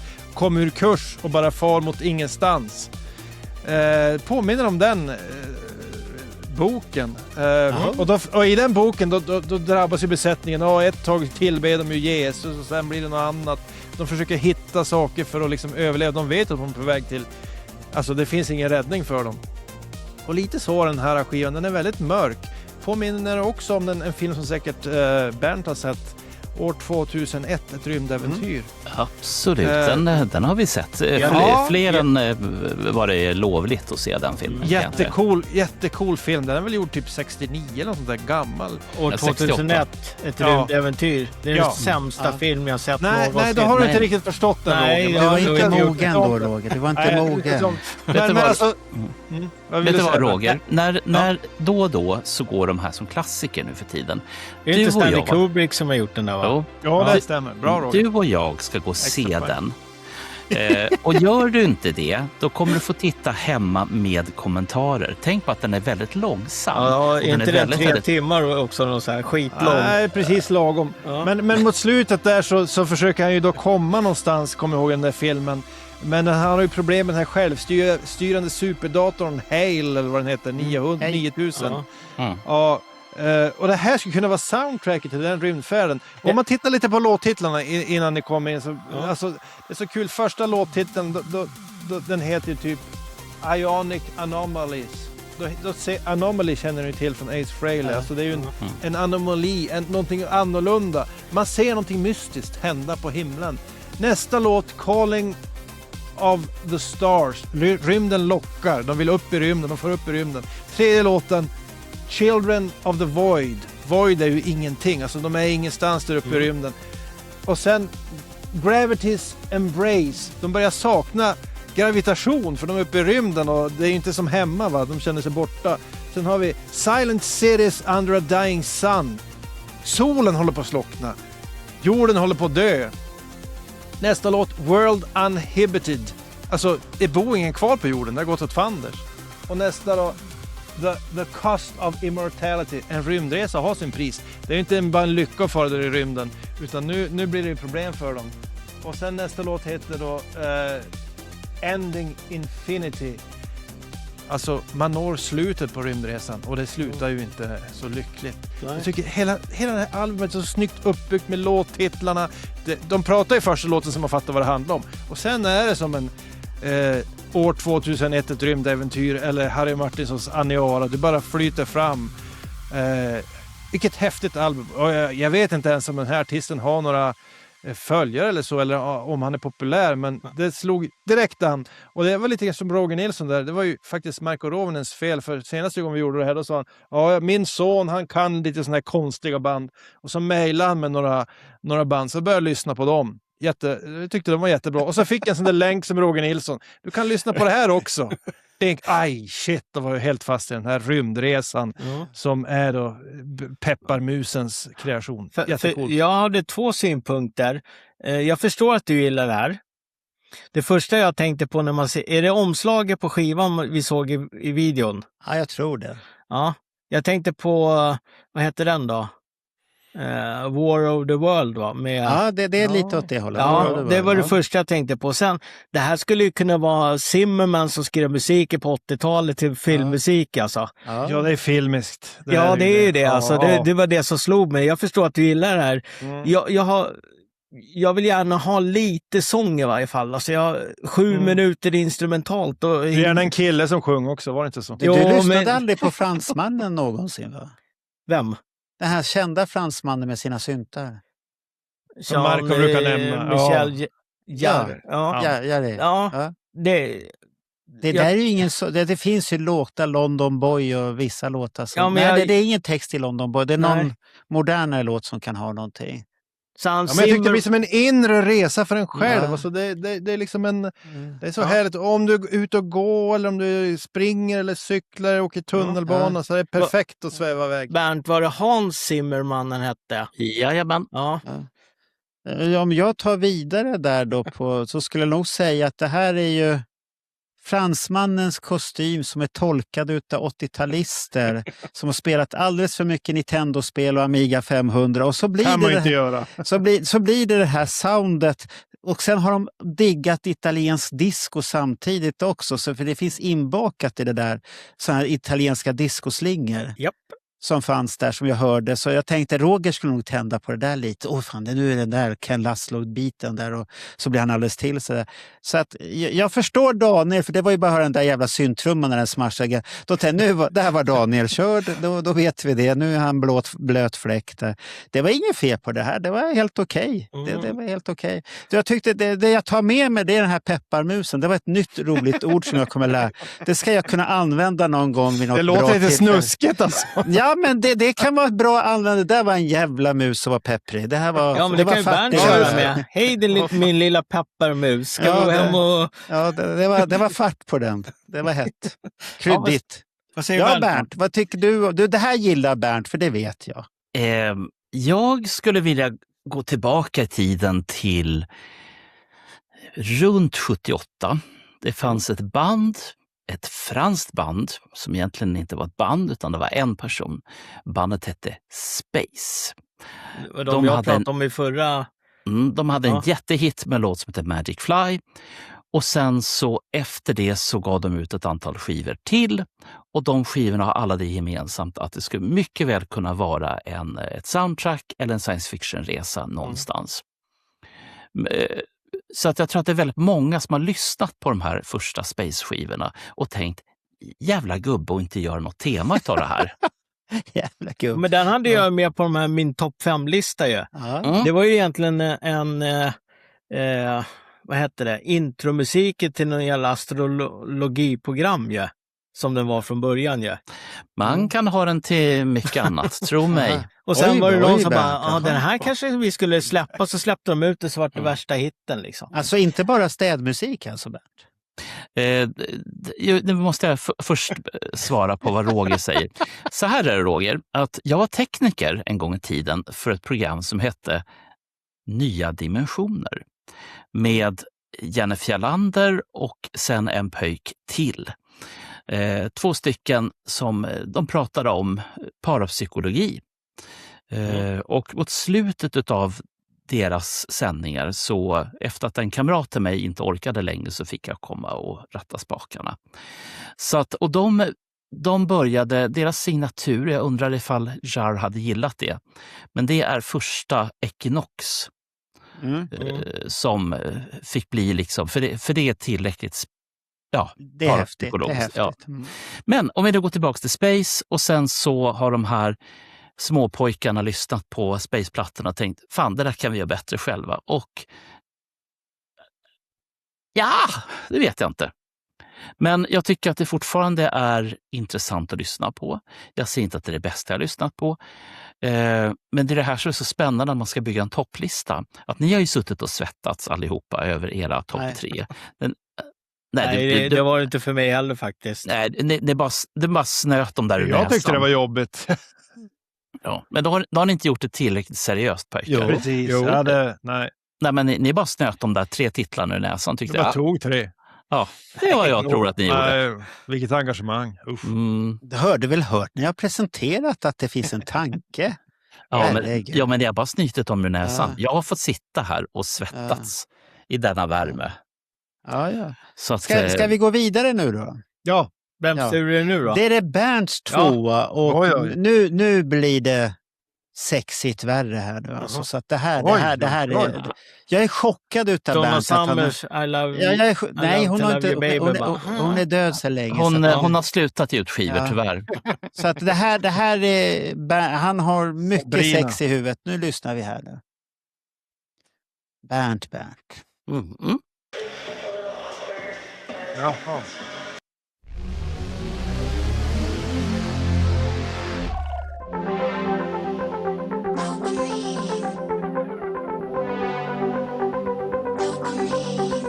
It's just dopamine, but it feels so real to me. We're tripping on our chemistry. It's firing up inside of me. I just need to know that I'm not alone. I know it's just dopamine,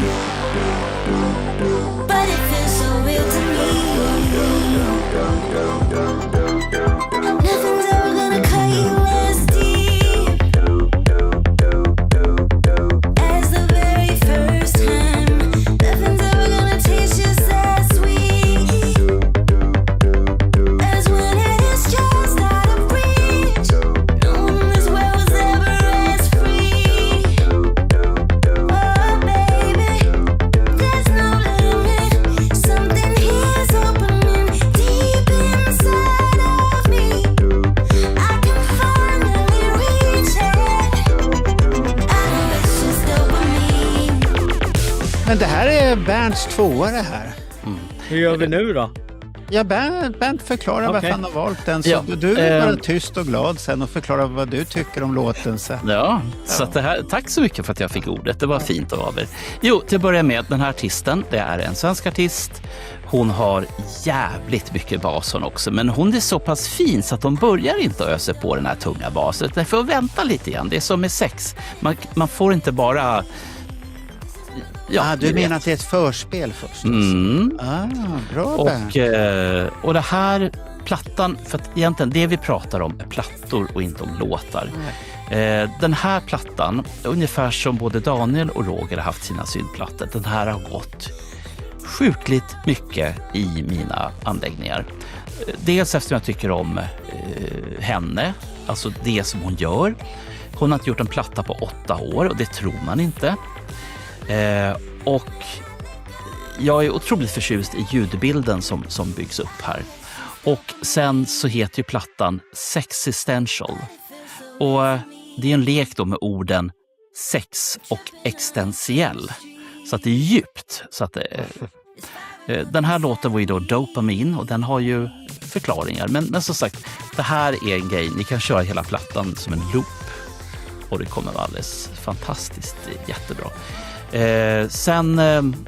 Hon har ju varit med och skrivit alla låtar, men eftersom hon är en modern människa så är det ju flera som är inblandade. Och tittar man och klickar på de här namnen, antingen då via DNA i Spotify eller i Rune om man nu vill kolla det, så upptäcker man att det här är inga jävla duvungar. Det här är liksom det tyngsta som vi har i producentskap och några har fått vara med och skriva låtar. Sen har Robin varit med på en annan låt och skrivit. Och eftersom det inte har singlar så har jag inte kunnat ta upp det här. Och det är en låt som heter Puss Puss. Som är jättepoppis. Ja, den är jättepoppis i USA. Refrängen är på svenska, Puss Puss. Ja. Det är väl tillsammans med den andra stora sångerskan, va? Jajamän. Ja, just det. Så att, vad hette hon? Ja. Den uppiga blondinen. Ja. Pojkar, för det helvete. Ingen aning. Sara Larsson. Ja, Sara Larsson. Är det Sara Larsson? Ja. Så att, så att det är inte mer komplicerat än så. Man mår gött av den här. Och det här, sen finns det även på vissa av låtarna så finns det så här orientaliska vibbar. Och hon kallar ju sina fans för Konnichiwa bitches. Oj. Mm. Så man blir en bitch. Konnichiwa, är det hej eller vad är det för någonting på japanska? Det har jag inte Är det tagit tack? reda på. Ja, men jag har för mig att det är något av de där. Konnichiwa. Men så man är en bitch om man lyssnar på henne? Då? Nej, man är konnichiwa. Jaha, konnichiwa. Okej. Ja, okej. så att det här är inte svårare än så. Så att, varsågoda. Ja, jag kan väl ta över och säga att jag har lyssnat på Robins skiva, men jag har inte riktigt fastnat för den. Det är vissa bitar jag tycker om, men jag tycker den är väldigt lik överallt, och så att jag tycker den blir lite tråkig efter ett tag faktiskt. Så att den har inte varit... Det finns höjdpunkter som är jättebra. Som jag tycker är, men sen är det här, nej, den har inte fastnat riktigt på mig. Och så sen har jag tagit en paus från den, för jag hade den i början där, så tog jag en paus och jag har inte varit sugen på att lyssna på den igen, och det är inget bra tecken för min del i alla fall. När jag inte vill lyssna på den igen eller tycker så här, shit, jag måste lyssna på den. Så att det har inte varit den stora wowen som jag trodde att det skulle vara när hon kom tillbaka. Jag hade kanske för stora förväntningar. Men Roger, hon har inte gjort musik på 8 år. Hur kan du bara? Ja, det var jag som jag sa det. Det var Marcus som sa det. Det var inte Roger. Roger är snäll här. Du. Ja. Ja. Så det skiljer lite på Roger här. Vad tyckte Daniel om det här då? Nej, men jag tycker alltid att Robin har levererat coola låtar. Ända sedan han gjorde sin första hit där, Skvallerbytta Bing Bong. Jag trodde du menade Lilla Sportspegeln. Ja, just det. Ja, de var ju bra där också. Nej, men så att hon är ju stabil.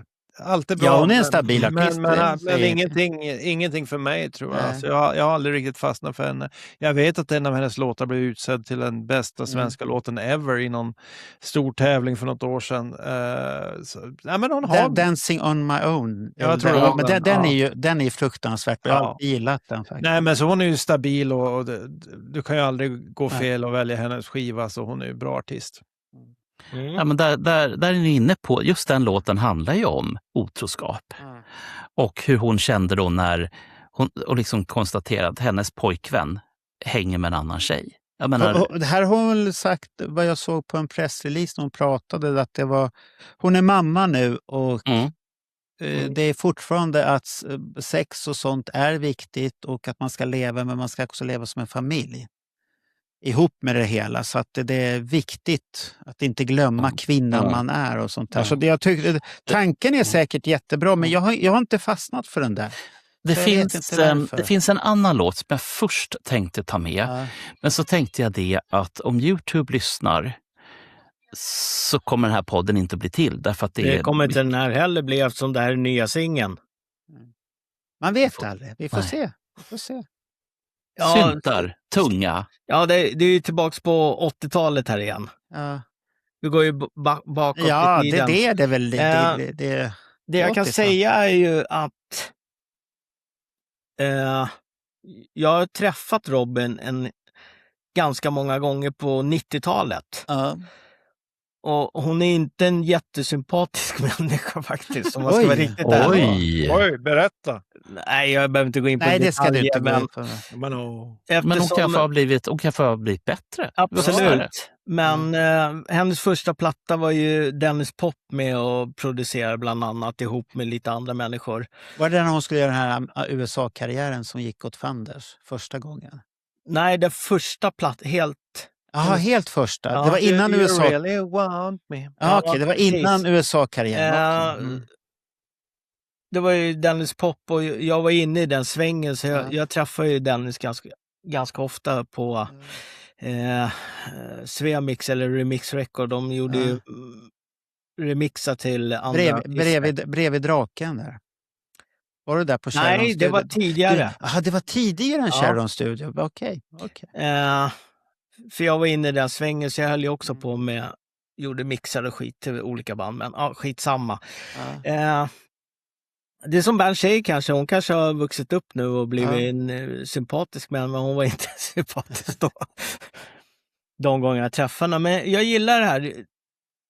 Jag gillar henne hela vägen. Även om jag inte tycker om henne som person, så gillar jag det hon Jag gillade henne allra bäst när Klerup var inblandad. Även om han inte kanske är världens sympatiska människa. Nej, det är också en person som många har svårt för. Men... Ja, han har någon superdiagnos, den killen. Ja, man håller på mycket med droger och det också. Ja. Inte Klerup stor Kiss-fantast också? Han är stor Kiss-fantast. Han var ju tillsammans med de här pojkarna i Erik Karjem, eller vad de hette. Karjem. Ja, precis. Han var med dem och fibblade också. Ja. För Klerup han är duktig som producent. Han är jävligt bra låtskrivare. Han gjorde den här With Every Heartbeat med henne som är fruktansvärt bra. Han har känsla för sånt där. Ja. Men då kanske man måste röka på lite om man ska få det. Nej, det behöver man inte göra. Men han kanske tar fram det lilla extra kryddan som finns där, om man säger så. Det som jag brukar säga, det kanske man inte får säga. Du får klippa bort det om det inte passar. Astrid Lindgren måste jag rökt någon jävla massa hampa när hon skrev sina böcker med en elak pojke med en propeller på ryggen. Då måste man rökt på helvete. Jag tror bara att det var en kvinna med väldigt livlig fantasi. För det får jag höra ibland. För att Camilla som jag var ihop med, hon jobbade ju på förskola och jag hjälpte henne ibland att komma på vissa idéer. Och det här kan du göra. Hon sa det. Vad fan får du alltihopa ifrån? Och det kunde vara värsta grejen. Och då blir det bara att jag frispejsar bara på sig. Och det kan ju bli en historia. Men det där har inte du nedskrivit. Har du det där i huvudet? Ja, det bara kommer. Ibland kan det bli så. Ja, jag läste 5 av hennes böcker den här säsongen i skolan. Men den bästa är ju ändå Bröderna Lejonhjärta. Jäklar, den är bra fortfarande. Alltså. Jo, men Karlsson på taket, en elak jävel med propeller på ryggen. Han hatar man ju bara. Ja, men då måste man röka på om man skriver det är synd om honom. Det är en elak person som det är synd om. Tänk dig själv, han har inget hår på huvudet nästan och är ung fortfarande och har propeller och ingen flickvän eller någonting. Det är jättedystert liv. Om vi gör en podd om Astrid Lindgren-filmer, så Roger... Med kisskoppling. Ja, då kör vi. Ja, men nu hoppar vi till runda 3 då. Guldet ska placeras här då. Oj. Och då börjar jag med min första, och det är en väldigt dyster albumtitel. Framtiden som aldrig blev av. Och då kan man ju koppla det att nu har Marco en 60-talskris, alltså 60-årskris. För att det här, jag vet att den här artisten är hatad utav många. Nu går vi, det här ettan då, det var den här framtiden som aldrig blev av, och nu kommer albumet här nu då.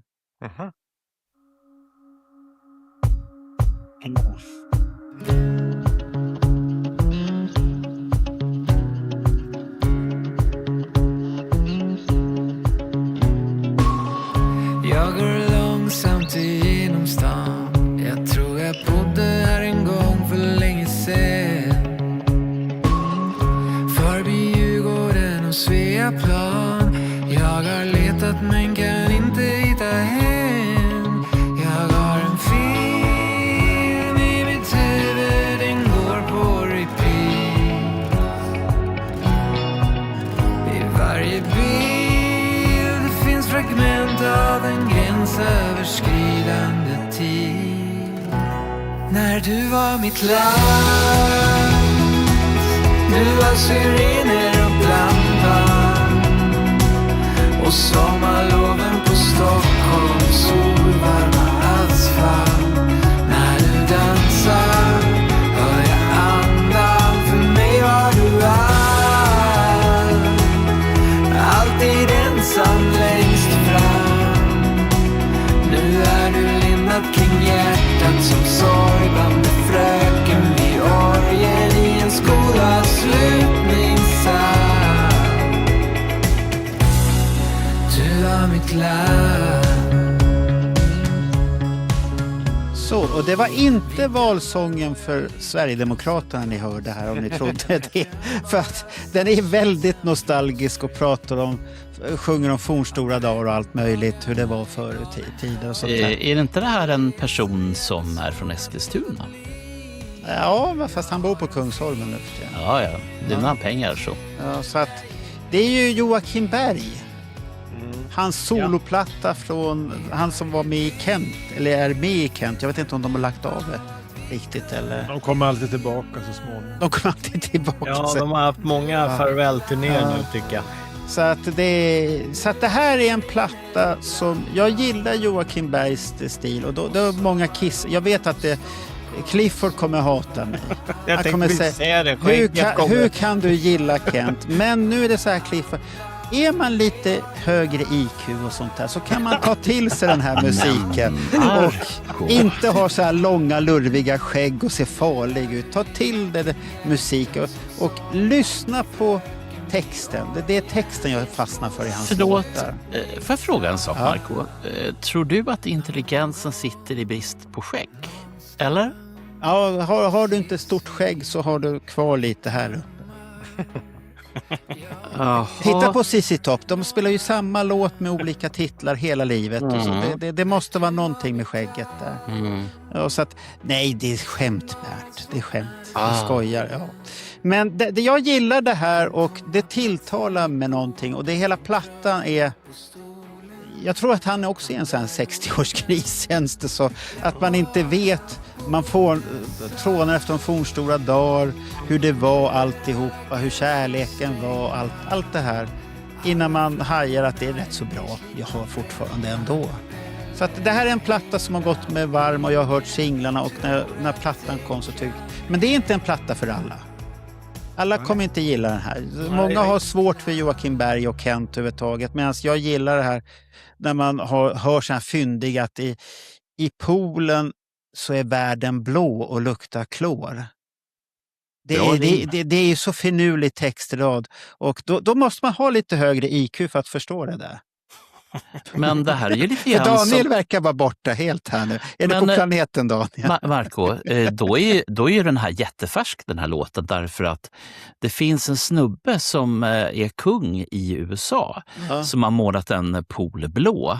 Och han vill inte ha klor. Och då var det ju grönt med alger istället. Ja, du tänkte på han, ja, just det. Ja. Men det är en platta, den är väldigt speciell och han har ju en speciell stil. Den här kommer väl snurra och jag kommer lyssna på den och sen kommer det bli bara så här, nu är jag mätt på fanskapet. Nu har jag gått vidare. Nu är det bort med melankoli, det här tråkiga och gnällandet och allt det här och sånt där. Så att, men jag har så mycket hård musik att jag kanske behöver så här musik ibland. För att hitta mig själv och sånt här. Vem vill ta över rodret? Jag kan köra på. Ja. Jag gillar ju också Kent. Jag lyssnar ju på den här plattan också. Gör du det? Jaha. Ja.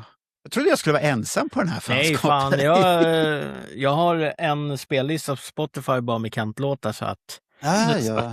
Varför lyssnar du på Kent då? Ja, jag gillar deras... sätt att skriva musiken på. Jag gillar, alltså det är lättlyssnat. Jag lyssnade på den här plattan också här. För när fan var den här kom? Det var inte så länge sedan. Nej, det är en och en halv. Precis. Men så jag lyssnade igenom men den fastnade inte riktigt. Nej, för det är ju inte Kent på samma sätt. Det saknas ju en viss ingrediens i det hela tycker jag. Det blir inte den här bandkänslan. Jag får lite känsla av typ... Per Gessle solo. Ja, ensam på Kungsholmen sitter han där i sin stora lägenhet och målar tennfigurer. Ja, men det är så synd om han. Jo, men jag får lite känslan. Ja, men Per Gessle är ju samma sak liksom. Det blir men han har ju Ferraris till förbannelse. Jo, men det blir samma sak. När han går solo så blir det en annan typ av musik. Ja, då blir han väldigt ledsen. Ja, det är bara skräp hallonsaft och allt sånt här skit. Och, jättekonstiga låttitlar och jag vet inte allt han håller Massarin. på med. Ja, precis. Ja, just. Massarin. Alltså, är det bakverket massarin han menar då? Eller, jag vet inte. Det kan ju vara en massa rin. Ja. Så vad kan är då det också rin? Vara. Ja. Nej, så att den fastnade inte. Men jag har ju lyssnat på den i alla fall. Ja, absolut. Ja. Daniel då, han ser så optimistisk ut här nu. Så då tycker vi att nej, det här är inte bra det här. Han kanske är ledsen. Kent slog igenom med dunder och brak och jättemånga älskar ju Kent. Så någonting bra måste de göra, men för mig har det aldrig riktigt funkat. Och sen har jag lite svårt för den här Stockholmsromantiken. Det tycker jag är lite jobbigt när man inte är från Stockholm. Det kanske är det då. Ja, de sjunger om Djurgården och hit och dit. Det skiter väl jag i. Solvarma och nästan asfalten. hela Sverige skiter ju i det. Det var ju som det Orup-kören här i Stockholm. Där har jag min familj. Och man bara, inte vill jag höra en låt om Stockholm. Det kan inte jag identifiera mig med. Romantiserar inte du över Stockholm? Då? Nej, men de glömmer som bort resten av hela Sverige. Att Stockholm är allting. Men tar det inte slut vid Upplands Väsby? Det är ju där det börjar. Alltså, det där Nej. börjar. Ja, det är så där nere har säga. du skiten och sen kommer ju friheten upp över. Jag förstår. Ju högre upp desto bättre. Ja, men efter Upplands Väsby så är det Norrland direkt för fan. Ja. Nej, och det är det inte som är bra. Ja, det börjar väldigt börjar mycket med högre. B-Norrland, sen måste du arbeta upp. Du måste kunna döda en älg, slakta en fisk, hugga ved.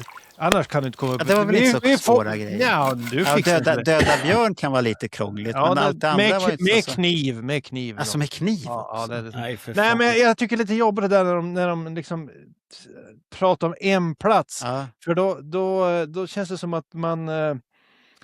resten kan ju... Men han sjunger om kärlek också, att det är väldigt komplicerat. Ja, jag har aldrig gillat det där. I Stockholm. När man liksom placerar på ett ställe. Det kan vara det begränsar min fantasi. Ja. Det känns som att det är ju 100 mil åt det där hållet. Ja, men flytta från Eskilstuna till Stockholm är ett jättesteg. Ja. Då har du ju allting runt hörnet hela... Daniel, får jag fråga dig en sak? Om man har motorsåg, då behöver man väl inte ha kniv? Jag tänker på motorsåg och en älg. Det är ju lätt fixat. Det är bara att springa kapten och ta någon ben. Lämna älgen nu, Bernt, och prata om Joakim Berg istället. Nej, men jag ska säga att det här är nog det sämsta bidraget idag, ska jag säga. Ja, det var det jag förstod att det här kunde vara. Ja. Det här är, du tillhör det här Clifford-gänget. Ja, fast jag gillar inte skägg. Nej, du är långhårig istället. Ja, fast så jävla dåligt är det ju inte. Ja, men han får tycka det. Det är ju många... Jag säger inte att det är dåligt, men jag säger att det är det som ger mig minst av allt det var lyssna. Det faller inte honom. Jag tycker resten har varit kanonbra. Det här är liksom medelmåttigt. Jag har hört det förut. Kent gjorde det bättre för 15 år sedan. Ja. Tack. Varsågod. Ja, Bernt, vad tyckte du då? Ja, det finns en annan pöjk som inte är från Eskilstuna utan som är från Högdalen. Och nej, jag pratar inte om Thåström. Jag pratar om Thomas Andersson Vi. Det känns... Han är också lite ledsen i sina låtar. Ja, men han är för ledsen. Men han ger mig någonting. Men å andra sidan, honom har jag fått lyssna in mig på. Och jag tror att det är samma sak med Herr Berg. Att man måste ge plattan tid och måste helt enkelt lyssna in sig. För att det är så med vissa skivor. Att jag har varit med om, speciellt på 80-talet när jag köpt skivor, så jag tänkte, fy fan vilket jävla skit. Och så var jag besviken. Men sen tog jag fram den, tittade på den och kände att nu känns det gött. Jag tror... är du inne på någonting intressant, för man hade inte så många skivor att välja, men så man var ju tvungen att gå tillbaka den där skivan. Och det är ofta då musik växer, när du lyssnar på det 10 gånger. Men tyvärr har vi inte den tiden längre. Men jag tror faktiskt att Joakim Berg tillhör den här, och speciellt Kent, bandet, att antingen förstår du det från början eller så kommer du aldrig att göra det. Det är lite kissvarning på det. Antingen förstår du alltihopa. Eller så förstår du inte och säger men det är ett larvband, de har Lick It Up och någon hit och sånt här. Men du förstår inte konceptet. Jag tror att det är där de här banden faller på. Fast det är intressant det Daniel säger att, och Bernt också, att förr i tiden så köpte man en platta och så tyckte man det var skit. Så, sen plockar man fram den igen och bara lyssna på, så efter ett tag så var det var helt okej i varje fall. Liksom. Ja, men idag konsumerar vi inte musik på det sättet. Vi ger ju inte bandet chans. Vi kan ju bara ta bort den och lyssna. Det är Spotify och det är ju du har ju samma med Netflix. Ja. Är inte filmen tillräckligt intressant i första 5 minuterna så så åker den bort. Absolut. En kvart då. En kvart. Jag brukar också köra en kvart.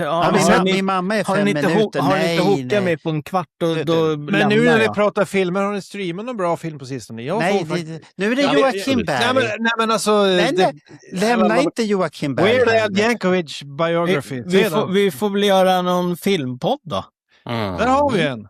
Ja, det finns ju en koppling. Ja, men hur bra är den i jämförelse med Kiss Meets Jag har the ju haft Phantom ett of the förslag Park? som har legat och ruttnat nu i flera år. Och det här att vi ska bedöma den bästa musikfilmen eller musikdokumentären. Vi kan alltid jämföra med Kiss Meets the Phantom of the Park då. Har den som måttstock eller? Return, vad hette den där? Det hette ju inte Return of Kiss, den som kom 1999, Detroit Rock City. Nej, den här som handlade om återkomsten när de sminkade sig. Ja, Second Coming. Ja, Second Coming. Man kan alltid jämföra med den. Hur bra är den i jämförelse? Ja, men jag tänker mer det här, alltså, vi skulle kunna kolla dokumentärmusikfilmer. Otroligt många bra. Men nu är det Joakim Berg, så nu vill jag spola tillbaks bandet. Jag försökte komma förbi Joakim Berg, men det gick inte. Bernt, har du sagt ditt sista med Joakim Berg där? Ja, det har jag. Ja, då går vi till nummer... Nej. Du sa att det var svårlyssnat och du kände det inte sexig igen. Vi pratar om Thomas Andersson Vi. Ja, det förstod inte jag var han kom ifrån. Så det tycker jag du kan lämna han är fin. Det jag skulle säga var att det här går inte att diska till. Det går inte att dammsuga till det här. Men det går bra att ligga till kanske. Prova Bernt. Då ska du lyssna på Roxettes The Look. Den ligger 96 BPM. Det är perfekt när man ska göra... Jaha, nu är det Rogers sextips. Vi hoppar över till Rogers första plats. Ja. Roger.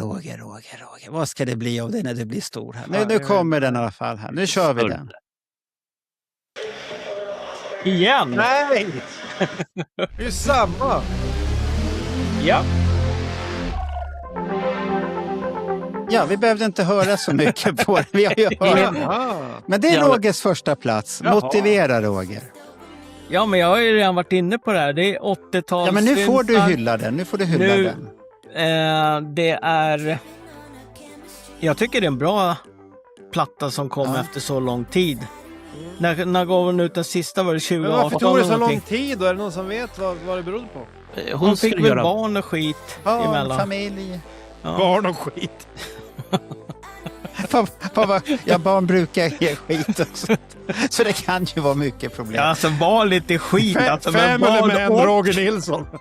Ja, det är lite orolig för Rogers familjebeteende. Fast jag är lite besviken nu här. För att Roger har satt den här på första plats. Och vi fick 15 sekunder utav... Ja, men vi fick ju höra mycket längre när du hade den på andra plats. Det fanns ju 8 låtar med på den här. Ja, men han valde den här låten. Han visste inte vad du valde, Bernt. Men lilla Roger. Ja. Ja, men han är inte liten, Roger. Han visste great minds think alike. Ja, nej men det här tilltalar mig. Det här snurrar, som Bernt säger, oförskämt mycket faktiskt. Ja, kul. Vad är det när det är oförskämt mycket? Att folk stör sig på det? Eller? Nej, alltså jag lyssnar mycket på det. Du lyssnar mycket på det. När lyssnar man på Robin då? Ja, det här ligger ju i samma snurr som mina andra val också. Det är samma låtar alltså. Ja. Och du blir inte trött för att det låter likadant hela tiden? Nej. Det som är nackdelen med den här, det är att här är vi inne på klassiska 29 och 27. Längden på plattan. Jaha, okej. Oj, är det inte längre än så? 9 spår också. Oj, jaha. Så det är ganska kort platta. Den kom 27 mars i år kom den ju. Så den möttes ju utav ett jubel utav många, men det var många som var lite fundersamma när man lyssnade på folk. De visste inte, fansen, de gillar ju det. Men de här kreti och pleti som ska bli den stora massan, de förstod nog inte riktigt Robins senaste. Det finns en väldigt viktig sak att inte glömma bort, och det är att plattan till stora delar handlar om kvinnlig sexualitet. Ja. Och det är på det viset att många män tror att kvinnor inte har någon sexualitet. Hur det är möjligt vad är det för män som inte tror det då? De har funnits alltid. Men har inte det försvunnit bort i DNA redan? Den tanken. Den var ju en väldigt gammaldags tanke. Det är ju inte så...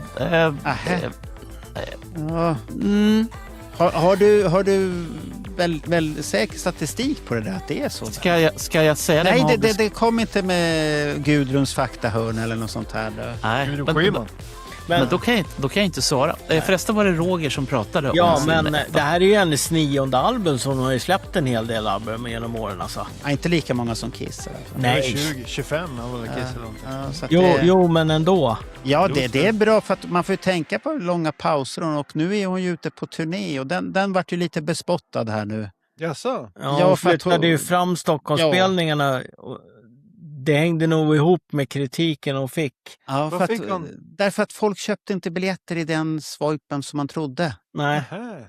Och det som fick kritik att hon flyttade från 3 kvällar på Globen till en kväll på 3 Arena har jag för mig.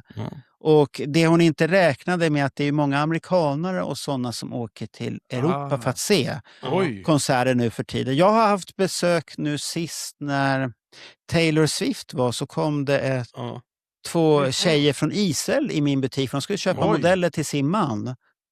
Och då började jag bara prata från Taylor Swift och de var jättetrevliga. De skulle gå på, men vadå har ni ja hon kommer ju inte och det är så dyrt då. Vi hade tänkt åka till USA men det är så dyrt. Sverige är perfekt. Så att det är ju många amerikaner som åker till Sverige för att titta på henne också. För de får konserten plus resa uppehälle för samma pengar och betalar för en biljett till USA. Är det så? Och det här kan vi dra en direkt kisskoppling till. För att det är de här rörliga biljettpriserna. Och det gör ju att det är sjuka pengar. Och nu så börjar man prata om the blue dot of death. Därför att amerikanska bolag eller amerikanska arrangörerna har inte lärt sig någonting. Utan de kör på och tänker att ja för fan. Men nej, och sen är det stämning på G också. Var det inte det här hamnar i Sverige också? Nej, Live Nation håller på att bli stämd i USA för det här och de kommer bli stämda i Europa för monopolställning på musik. För att de köper lite för många. Kommer upp en konkurrent så köper de och namnet finns kvar men det är Live Nation som äger det. Så det har jag fått höra ut Andreas som håller på att plugga sånt där nu. Att det är det pojken? Eller? Ja, det är den äldre. Så nu är det rättegångar hit och dit. Så även om det är Kalles Kaviar som arrangerar så är det Live Nation som äger dem. Börjar du titta? Det var väl ungefär så när vi tittade på Pophouse där. Kommer du ihåg det, Bernt? Jag gick och kollade vilka som äger. Då var ju Universal en av ägarna utan Pophouse också. Så det är lite roligt så här när det blir hit och dit så här. Nej, nu går vi till Daniel. Nu lämnar vi. Nej, jag tror Bernt ville säga något. Nej, han har ju pratat om Robin redan. Det som vi var inne på som jag kan tycka är väldigt viktigt, just det här med att chockhöja priser och sånt där. Det finns en grej som heter Allsång på Skansen. Det har alltid varit gratis. Sen det är jättedyrt nu. Sen fick Live Nation. Och nu vet vi vad det kostar och det är absolut inte gratis. Och sen har det hänt samma sak med den här melloturnén som är varje år. Att det kostar snusk och 50 att ta med sig. Ja, det är jättedyrt på de där. Och de vet ju att det blir utsålt för att folk är ju tokiga för de vill visa upp sin guldhatt de har köpt där. Jag hade ju Filippa Allsång där för jag dejtade ju hon som var ekonomichef på Skansen så jag hade ju alltid plats längst fram i scenen. Ja, perfekt. Nej, har du stått där längst fram då? Var det på Lasse Berghagen-tiden då eller? Nej, det var... Vad fan var det då? Eller var det han... Anders. Var det Lundin-tiden? För jag såg Uggla där och massa grejer. Alltså. Ja, men det finns ju, ibland kommer bra artister och sånt här sen. Ja, det är ju inte... Personalen hade 2 bänkrader som var öronmärkta så då bara säga till, jag vill gå så... Fick du ingen mick då under näsan? Så att nej, för fan. Du fick aldrig sjunga. Nej. Det var synd. IQ skulle du ha sjungit där. IQ. Kan räkna upp till 100. Ja. Nej, nu går vi på Daniel så här. No stone unturned. Så det här är spännande. Det här låter lite som country. Så nu blir det country. Hårdrock. Nej, det är country här. Ja, det är en mix. Ja, nu kör vi country här. Daniels country. Jävligt hård country i så fall.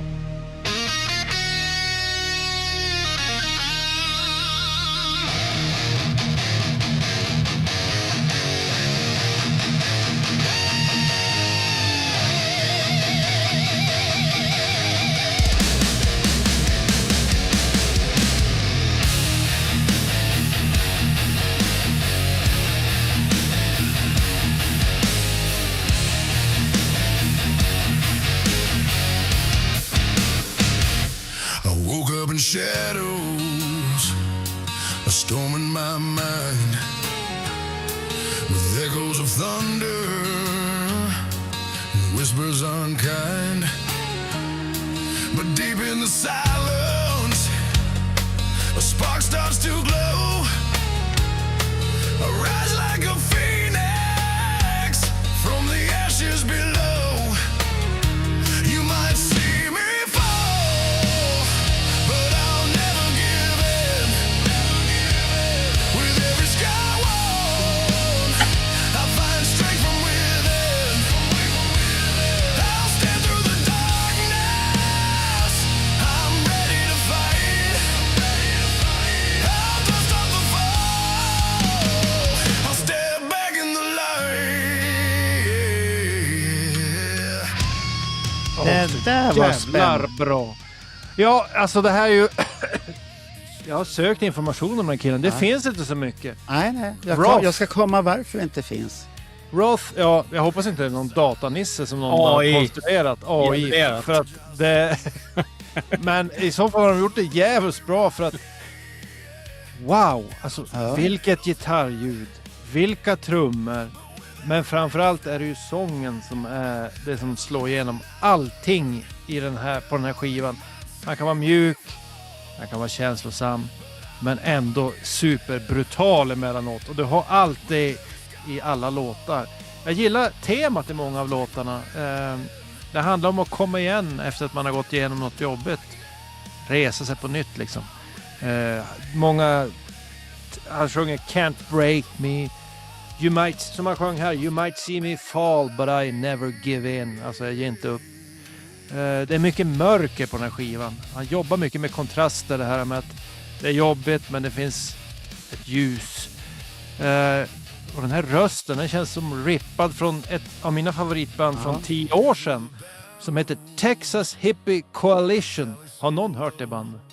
Nej, men det finns ett annat band men också. det bandet borde ni höra och där borde vi lägga in en låt. Vi kan ta Hands Up.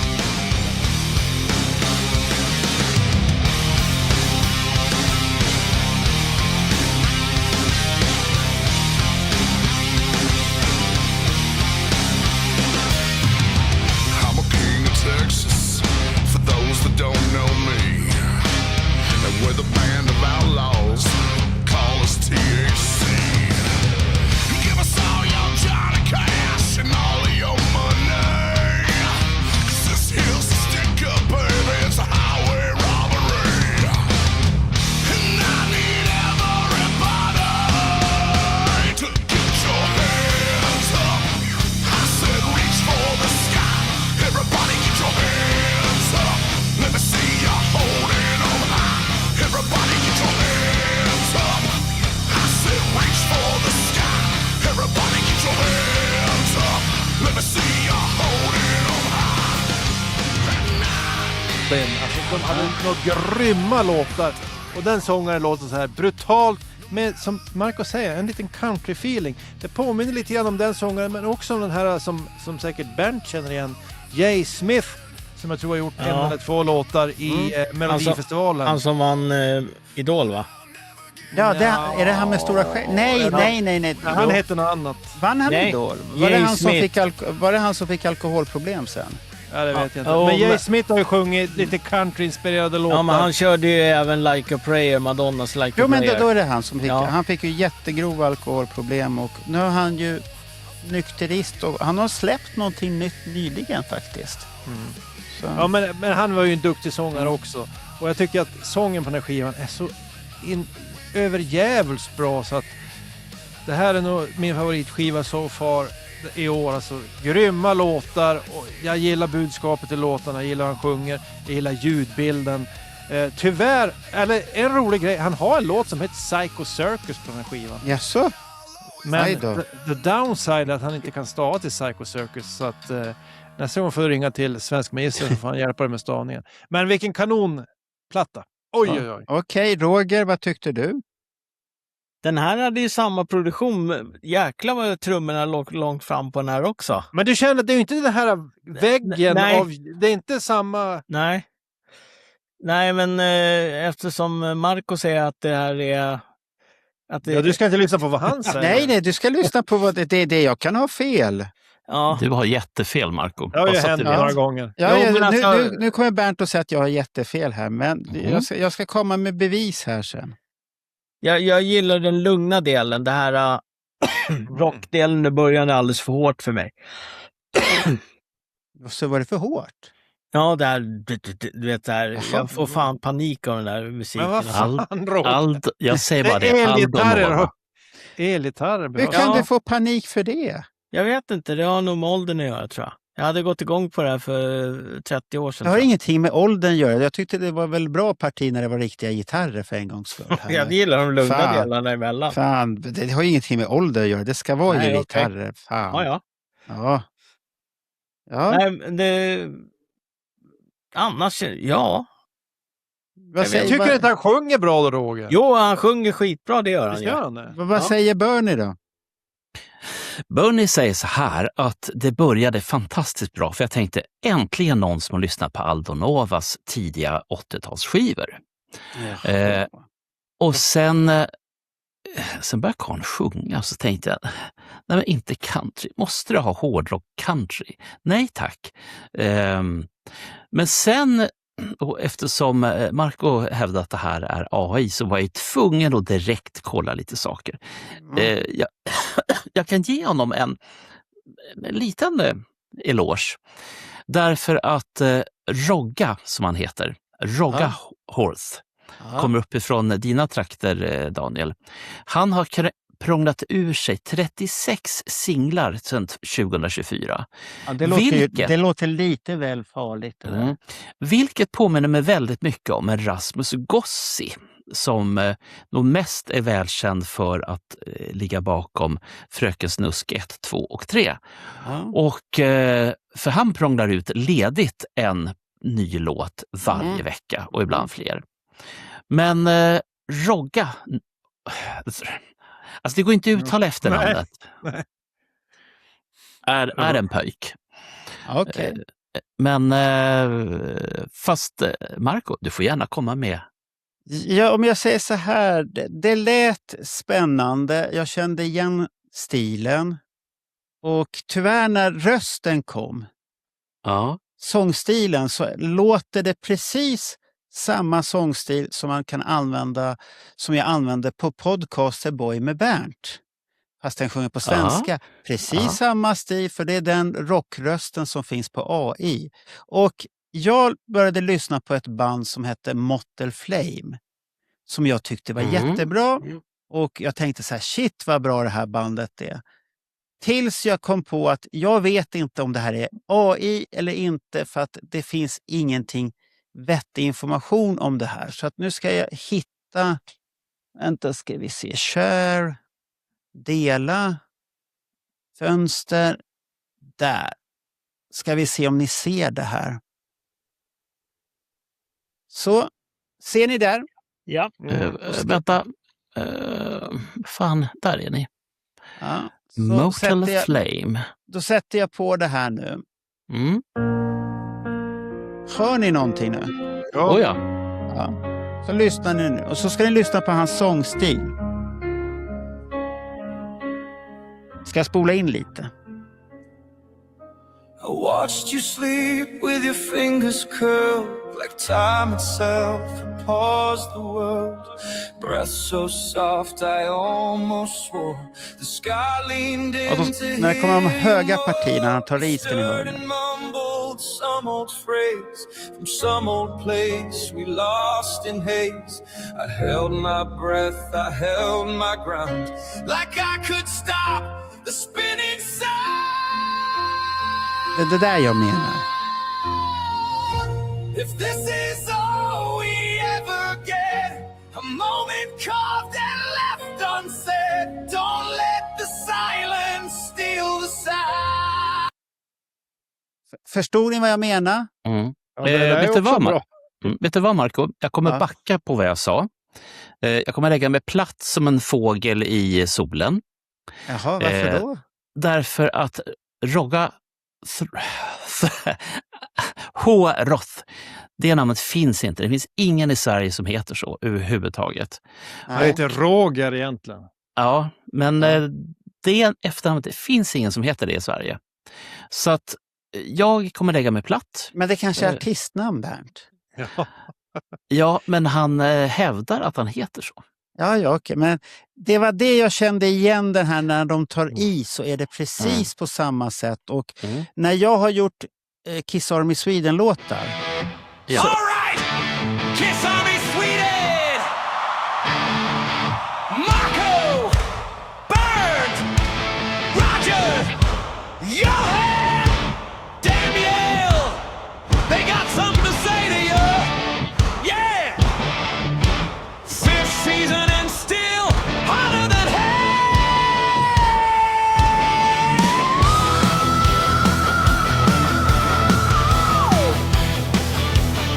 Turn it up! Let the rocket ride! Every Friday night you're on the crazy, crazy ride! Black Diamond stories from Detroit, Rock City to here! They talk about the hardest band in the world like they're right in your ear! Five voices on the line, got your world on fire. Every tale, every tour feeds your rock and roll desire. Let me know, Kiss Army Sweden. You're the kings of the nighttime world, from the land of the cold. You're breathing fire. Let me know, Kiss Army Sweden. Shout it out, let the banners unfurl. Hottest podcast in the world. Ja. Så är det precis samma jävla hårdrocksröst som kommer. För det här är AIs tolkning på en superb hårdrockare. Och det här bandet som jag visade här nu. Jag följer direkt, för jag gillar ju sångstilen. Och sen börjar jag tänka så här, texten är jävligt konstig på den här låten. För det är väldigt mycket konstiga referenser. Och så börjar jag söka på bandet. Jag hittar bara 2 bilder med bandet. Och de ser jävligt lika ut på båda bilderna. Och jag hittar ingen information. Och så var det helt plötsligt så dök det upp på en sida att det var andra som hade sökt och fallit för det där. Att vi misstänker att det här är en AI-artist. Ja, för Så jag kollade med AI att det finns ingen musikgrupp som heter så här överhuvudtaget. Men det låter, lyssnar du på deras låtar så låter det är ju precis de här rocktangenterna man trycker på. Och jag kan tänka mig precis att Daniel gillar när han tar i och det kommer det här riktigt, man säger shit, han kan ju sjunga den där jäveln. Och det är ju jättejobbigt om man börjar gilla datalåtar mer än riktig musik. Men jag har varit där, Daniel, jag har varit och det där. kan vara så. Och ännu jobbigare om man finns på riktigt. Ja. Och nu tror vi alla att han är en datakille för att han sjunger så jävligt Vi bra. vet inte. Han får gärna bevisa. Kanske någon där ute som lyssnar vet mer exakt. Ja. Men jag säger, den här skivan är skitbra. Ja. Men förstår du vad jag menar när jag hör Ja, den? jag har tänkt på det också när jag har lyssnat och har sökt. Men jag kan inte komma undan att jag tycker att det är jävligt bra. För att gå in på det här andra bandet. Jag kommer lova, Daniel, du kommer falla för det bandet också och tycka jävla bra band det här. Åh nej, en till skiva jag måste lyssna på. Det blir jobbigt så det här. Det där är farligt på de här banden när man inte vet var de är någonstans. Och jag kan verkligen bekräfta om det andra bandet är AI eller om det är riktiga artister. Men vad hette den här låten? No Stone Unturned. Finns det någon låt som heter Standing Tall eller Screaming for Hope? Det kan jag tänka, men det låter som temat på den skivan i alla fall. För då refererar den nämligen till någon som heter Roger, som ni sa, i Norrland kommer han ifrån. Han har släppt en platta 2026 på Apple Music och Spotify. Ja, det är ju den som är så bra. Ja. Men det är ju det här som är det här att men vi vet inte. När AI blir så bra, för att min Andreas då igen, han visade ju en ny AI som hade kommit, den som jag använde för Julian Gill. Kommer ni ihåg i den podden? Ja. Där Gene Simmons hade gjort en sång om Julian Gill.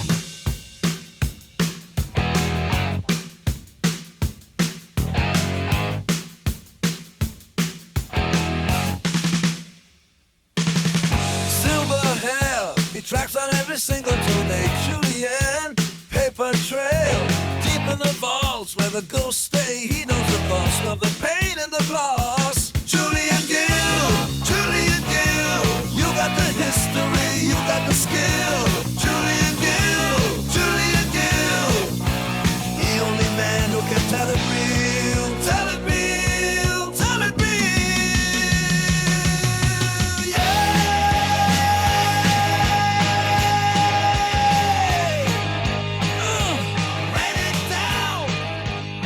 Och det låter som Gene Simmons. Ja. Det är så läskigt det där när det blir så där. Och, Men när man går in på den här Rogga, Ja. Rot, så ligger det här skivomslaget som banner högst upp på Facebook. ja. Så att vi får hoppas att det är en riktig. Men han är tyvärr väldigt lik i rösten. Ja, absolut. Så att antingen kanske, för att det kommer ju sådana här program som kan förbättra ljudet och göra röster bra. Så att man vet ju aldrig. Alltså han har ju massor med bilder på sig själv. Det är ju samma person som är på skivomslaget. Ja, men det vet du att det där går att fixa. Du står själv på en grön äng. Och du har läderkläder, jag har sminkat dig Roger, du är i porrklubb och allt möjligt men fast du inte är det är ju vanliga bilder, alltså det är inte några AI. Hur vet du vad det är vanlig bild och inte AI? Ja. Nej, Roger. Det börjar vara jobbigt alltså. Det är farligt det där. Du kan se på vissa saker, men det där. Men låten, jag förstår att du faller för låten. Det är inga fel på låten, han kan ju sjunga. Och jag tycker inte att den är för hård som Roger tycker det. Det ska vara hårda gitarriff. Och jag stör mig inte på den här country-grejen som Bernt stör sig. För det har... Countryn är väl på väg. Det heter ju dark country mycket nu för det också. Så den är ju kanske rätt i sin stil. Men jag blev så här, vad fan, 36 singlar sedan 2024, det var... men det är jättesvårt. Vi lever ju i en värld där vi inte vet. Och där det har kommit kravet nu att man vill att de här stora streamingtjänsterna ska börja markera vad är AI. Ja.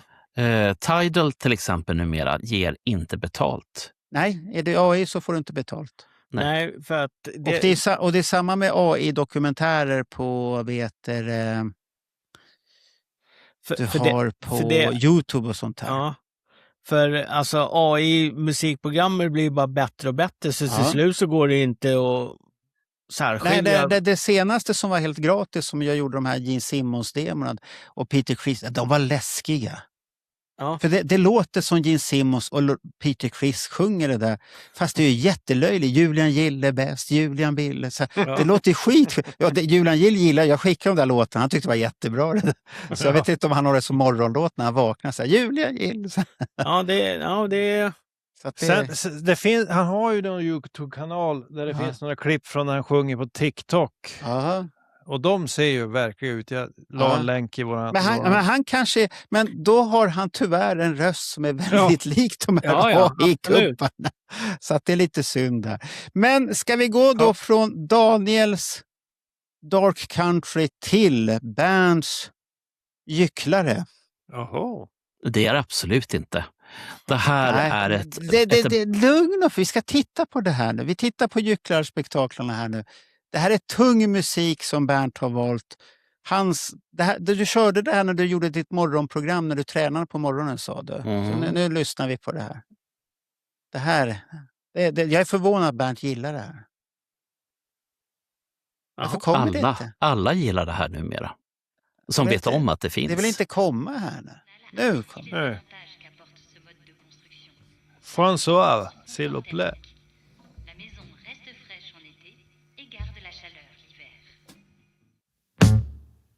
Oj!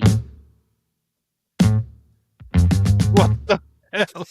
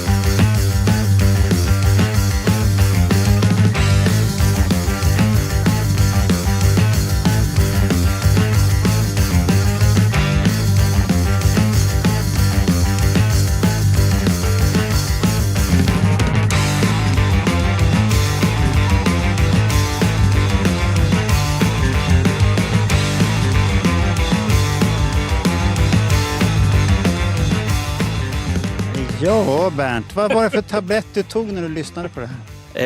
Det här har ungefär 9 miljoner personer sett på YouTube.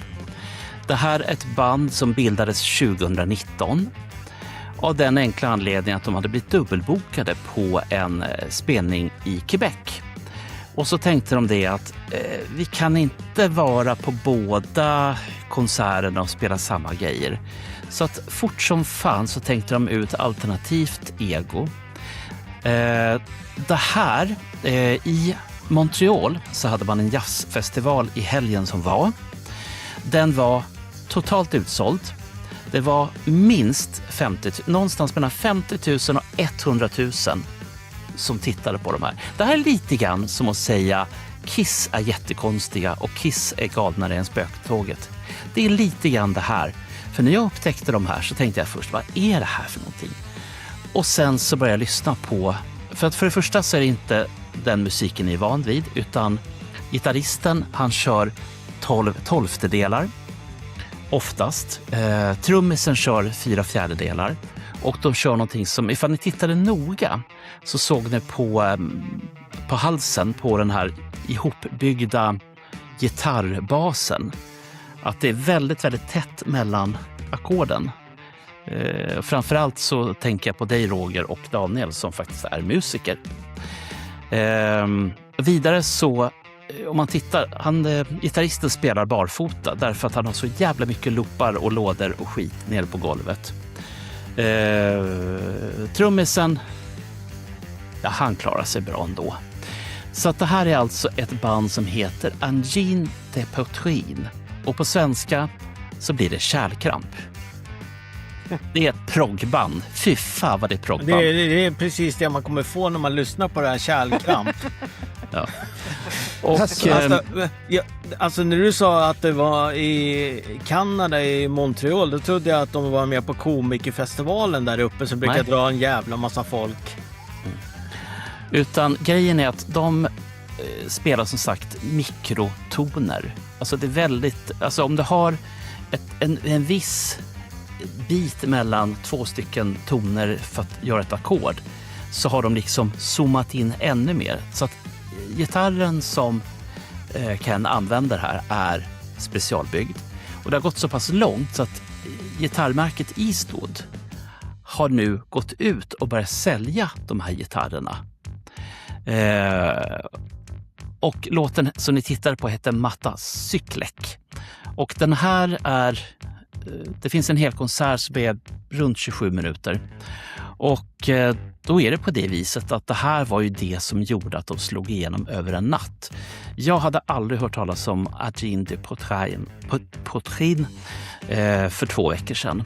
Hela YouTube, hela internet är fyllt med konsertklipp på dem. Det finns ett antal rock- och musikkritiker som uttalar sig för och emot. Men de allra flesta reagerar precis som ni har gjort, nämligen vad i helvete är det här? Och jag säger bara det. Kiss 1974, Hotter than Hell. Kiss 1976 på Gröna Lund, utsålt. Och det var så utsålt så att lite grann som vi kan ta han reggae-nissen. Så det var så fullt så att folk klättrade in. De bara öste in sig i alla fall, även fast det var fullt. Det här är den enorma succé som det här är. Men ni måste liksom vrida om hjärnan. För att om ni säger att det här är skit, då säger det även skit till allt annat som är annorlunda. Marco, vad var det du sa när du presenterade? Pajas, eller vad sa du?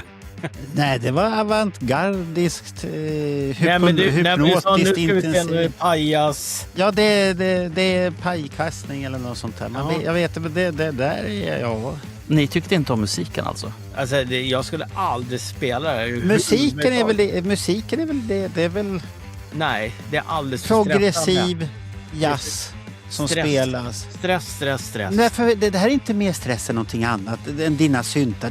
Dina syntar kan vara lika stressiga. De ligger bara... Nej, de kan vara lika stressiga som det här. Det är bara för att nu ser du den ena hade en stel snabel och den andra snabel svajade hela tiden. Bolibompa. Ja, du tittar på det. Men lyssnar du på...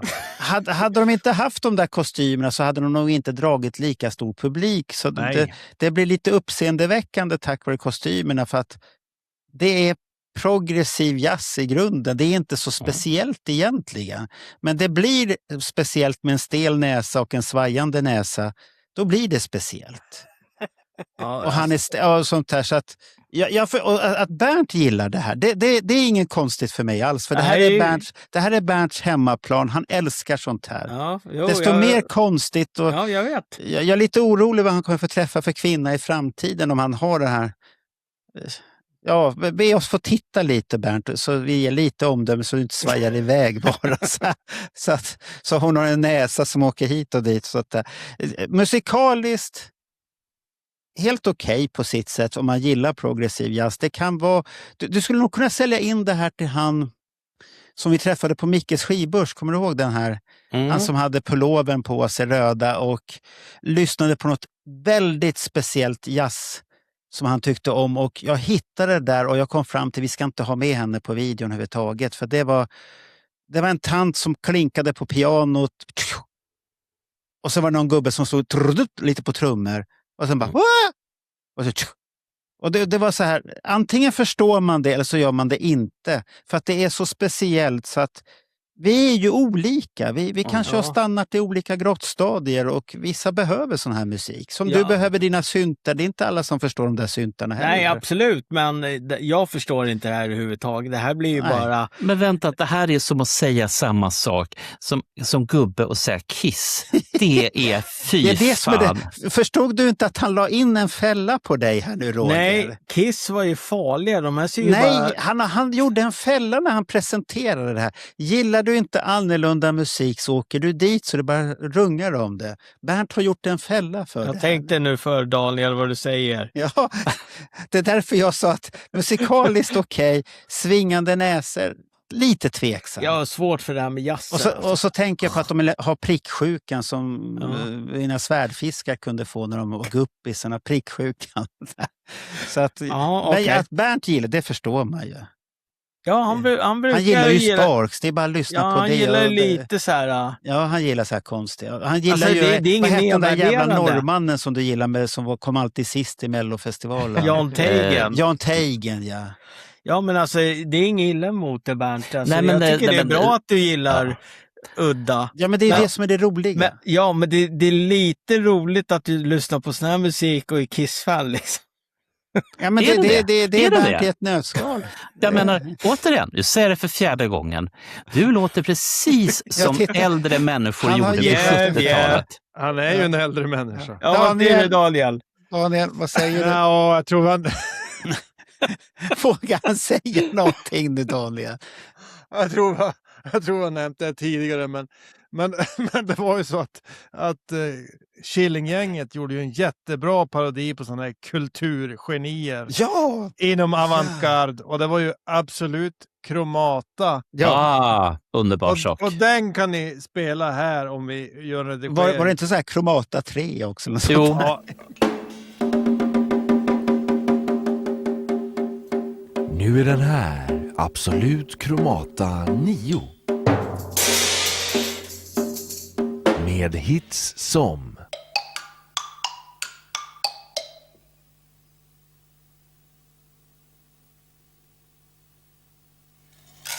Ni kommer väl ihåg?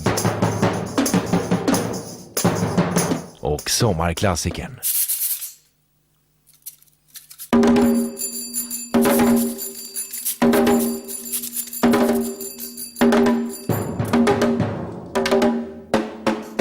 Absolut Kromata 9. Helt underbar. Ja, den är helt underbar. Men det sätter ju lite...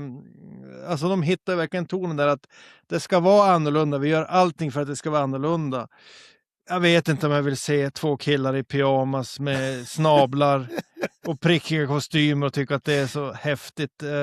Sen går ju basen och gitarren hör man ju simultant, fast han kan ju bara spela på en i taget. Så hälften måste ju vara inspelat också. Jag tror att det är ju playback. Nej, det är loopar. Om du tittar på golvet så han har hur mycket grejer som helst där. Och det där vänder jag mig lite mot. Det finns en kille på YouTube som blir stor som tar upp folk och så ska vi spela en låt och så spelar han först in, då står han och trummar in trummorna och sen spelar han in gitarren och så sätter han allt i loop och så ska det vara så fantastiskt. Nej, du är inte fantastisk för att du kan spela in dina jävla loopar och köra allting samtidigt. Jag vill se ett rockband som kan ösa på sitt instrument var för sig. Inget trams. Jag tycker det här är trams. Så att 5 personer med prickkläder, då hade det varit okej för dig? Det här är bara trams. Du får inte med honom, Bernt, hur mycket du än vill. Han har inte förstått skönheten med en snabel som svajar. Det var ju bara den ena som svajade. Ja, den andra var stel. Alltså, jag säger som så här till er som tittar, att om ni säger att det här är konstigt och fel, då är ni för gamla. Det är bara så. För då låter ni precis som era pappor och mammor och farmor och farfar lät på 70-talet. Jag vet, för jag hade sådana föräldrar och farföräldrar. Jag hade inte sådana föräldrar. Mina föräldrar tyckte Kiss var bra faktiskt. Ja, jag hade samma. Men om min mamma hade sett det hade hon sagt, vad fan är det för skit? Ta bort det här fort som fan du. Vad en klok kvinna. Sen, ni som då letar efter plattor med de här, det kan ni glömma för de är jätteslutsålda. Men det finns drömmande. Och självklart heter den första plattan Vol 1 och den andra heter Vol 2 såklart. Det vore ju konstigt annars. Men det var sista låten det var ett kul inslag får man ju säga i alla fall. Valde du Bernt sist bara för att vi skulle avsluta med det här? Eller? Nej, det var faktiskt Berit som la Bernt sist där. Jag vet inte varför, om det var någonting hon tyckte att det här är bäst att det är sist. Fast Bernt kommer predika där. Men tänk så här. Deras turné som de har nu i både i Kanada och USA, de kommer till Europa också. Och de har faktiskt varit i Sverige innan de slog igenom. Och då var inte du där? Nej, och jag är så jävla arg på det. Därför att Spotify hade plockat hit dem till sin excellent excuse, vad fan det nu heter. De hade en grej i februari som inte vi var på. Men om de kommer nu så då ska du gå och titta på det här alltså? Jag måste låna pengar av någon, men ja, absolut. Bernt kommer titta på det då. Han älskar. Men ska vi summera här nu? Kommer våra lyssnare och tittare vara chockade utav våra val, eller kommer de tycka att det var som vanligt? Det vore kul om de skrev in några av sina val i kommentarer. Ja, vi lägger upp de här som betygssättning så får vi se också vilka många poäng de här får. Snabben kommer vinna. Ja, sympatirösta med Bernt. Ja, men det är alltid intressant att höra vad tittarna som till största de kan få tips om de är störst Kiss-fans. Om de kan komma med förslag, för att ofta finns det ju någon typ av koppling ändå att vi som Kiss-fans också kan gilla det de gillar. Så att Daniel får ännu fler album han ska lyssna på. Jag har ju... du kommer inte lyssna på de här med snablarna i alla fall, det tror jag inte. Snablarna och inte din Kent-kopia. Nej. Men resten var bra. Men håller du med om att Kent är den sämsta fortfarande? Eller den som var minst bra? Nej, nu var det näst. Bernt, du fick ta över sista platsen. Jag säger bara en sak. När vi sitter här om ett halvår, för fan vad med spön då kommer vi hylla dem där och säga att vi ska gå och se dem live. Men det är ju det där att för att många gillar det blir det inte bra. Jag menar, bajs gillar ju flugor. Bajs är ändå inte bra fast det finns 10 miljoner flugor. Det vet du inte, för det luktar illa, därför har vi inte provat. Okay. Men om de la till bloddräggel då i den här showen då, så att lite bättre. Ja, lite bättre. Det finns potential där. Och lite raketer och lite eld. Så du menar att näsorna ska explodera också, eller? Det var ju en höjdare om de bara boff. Ja, de kunde åka iväg som så här, Jag ska framföra det till deras manager, att vi har faktiskt lite idéer vi i Sverige. Men ska vi avsluta och säga att det var någonting ni hittade hos varandra i alla fall? Ja, jag tycker det var ett jättekul avsnitt att höra vad alla gillar. Och det här bandgrejen var ju jättekul att se. Jag hade aldrig tänkt på tidigare. Men sen hade ni andra också många bra skivor som jag måste gå och lyssna på. Vad jobbigt det vart här nu då. Ja, Angine de Poitrine heter de. Ja, nu har Bernt gjort jättemycket reklam för sina snablar. Så att gå in och lyssna på Snabelverket eller vad de hette nu, så blir det spännande där. Vad hette den andra? Nej, vad hette de? Vilka då? Angine de Poitrine. Nej, det är... Pepparmusen. Pepparmusen, ja. Pepparmusen, den är bra. Fina grejer. Vem var det som kom med? Det var Daniel som kom med Pepparmusen. Ja. Oj, en rymdresa. En rymdodyssé. Ja, bara ordet var bra, för den går att använda i väldigt bra intima stunder. Nu jävlar. Det här var en pepparmus. Nu kryddar vi till tillvaron. Jag kan ju lägga till förresten den här lilla duon som ni har sågat längs under fan med fotknölarna. Nej, men ska du fortsätta att marknadsföra det där nu? Ja, eftersom de är ju barfota dessutom. Såg du det? Ja visst, du har nämnt det också. Ja. Däremot men det gör inte alltid allting bättre. Ja. Roger förresten, du är ju gammal trummis. Nej.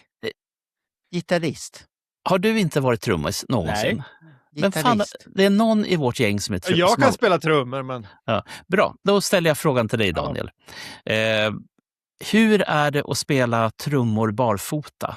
Är det bra eller är Nej, det är ganska skönt faktiskt.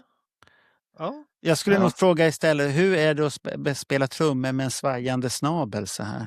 Det har jag aldrig prövat. Det kanske skulle prova. Fast den hängde ju bara rakt ner. Ja. Nej, när han spelar så svajade ju den i takt så här. Ja, men det är skönt att få känslan mot metallen med en barfot. Det är inte så dumt faktiskt. Ska vi stänga nu? Men du blir svettig, då blir det halkigt. Ja, nu stänger vi det här och så tackar vi det här. Och det var spännande och tack för era tips. Vissa tar jag med mig, andra kommer aldrig lyssna på igen. Angine de Poitrine. Jag har inte sagt att det var i den, Bernt, så du behöver inte vara orolig. Det finns annat. Ni kommer gå och smyglyssna på det här sen. Och det kommer liksom växa. Jag ska fråga Andreas som han har hört det där. Då kan han säga det är gammalt. Jag kommer säkert visa det här för folk för att de ska få skrattattack. Ja. Eller så kommer de säga, men Roger... Vi har köpt skivorna, säger jag. Ja, då säger jag upp bekantskapen med de människorna. Fan, nu avslutar vi det här. Hej då! Hej då! Hej då! See ya.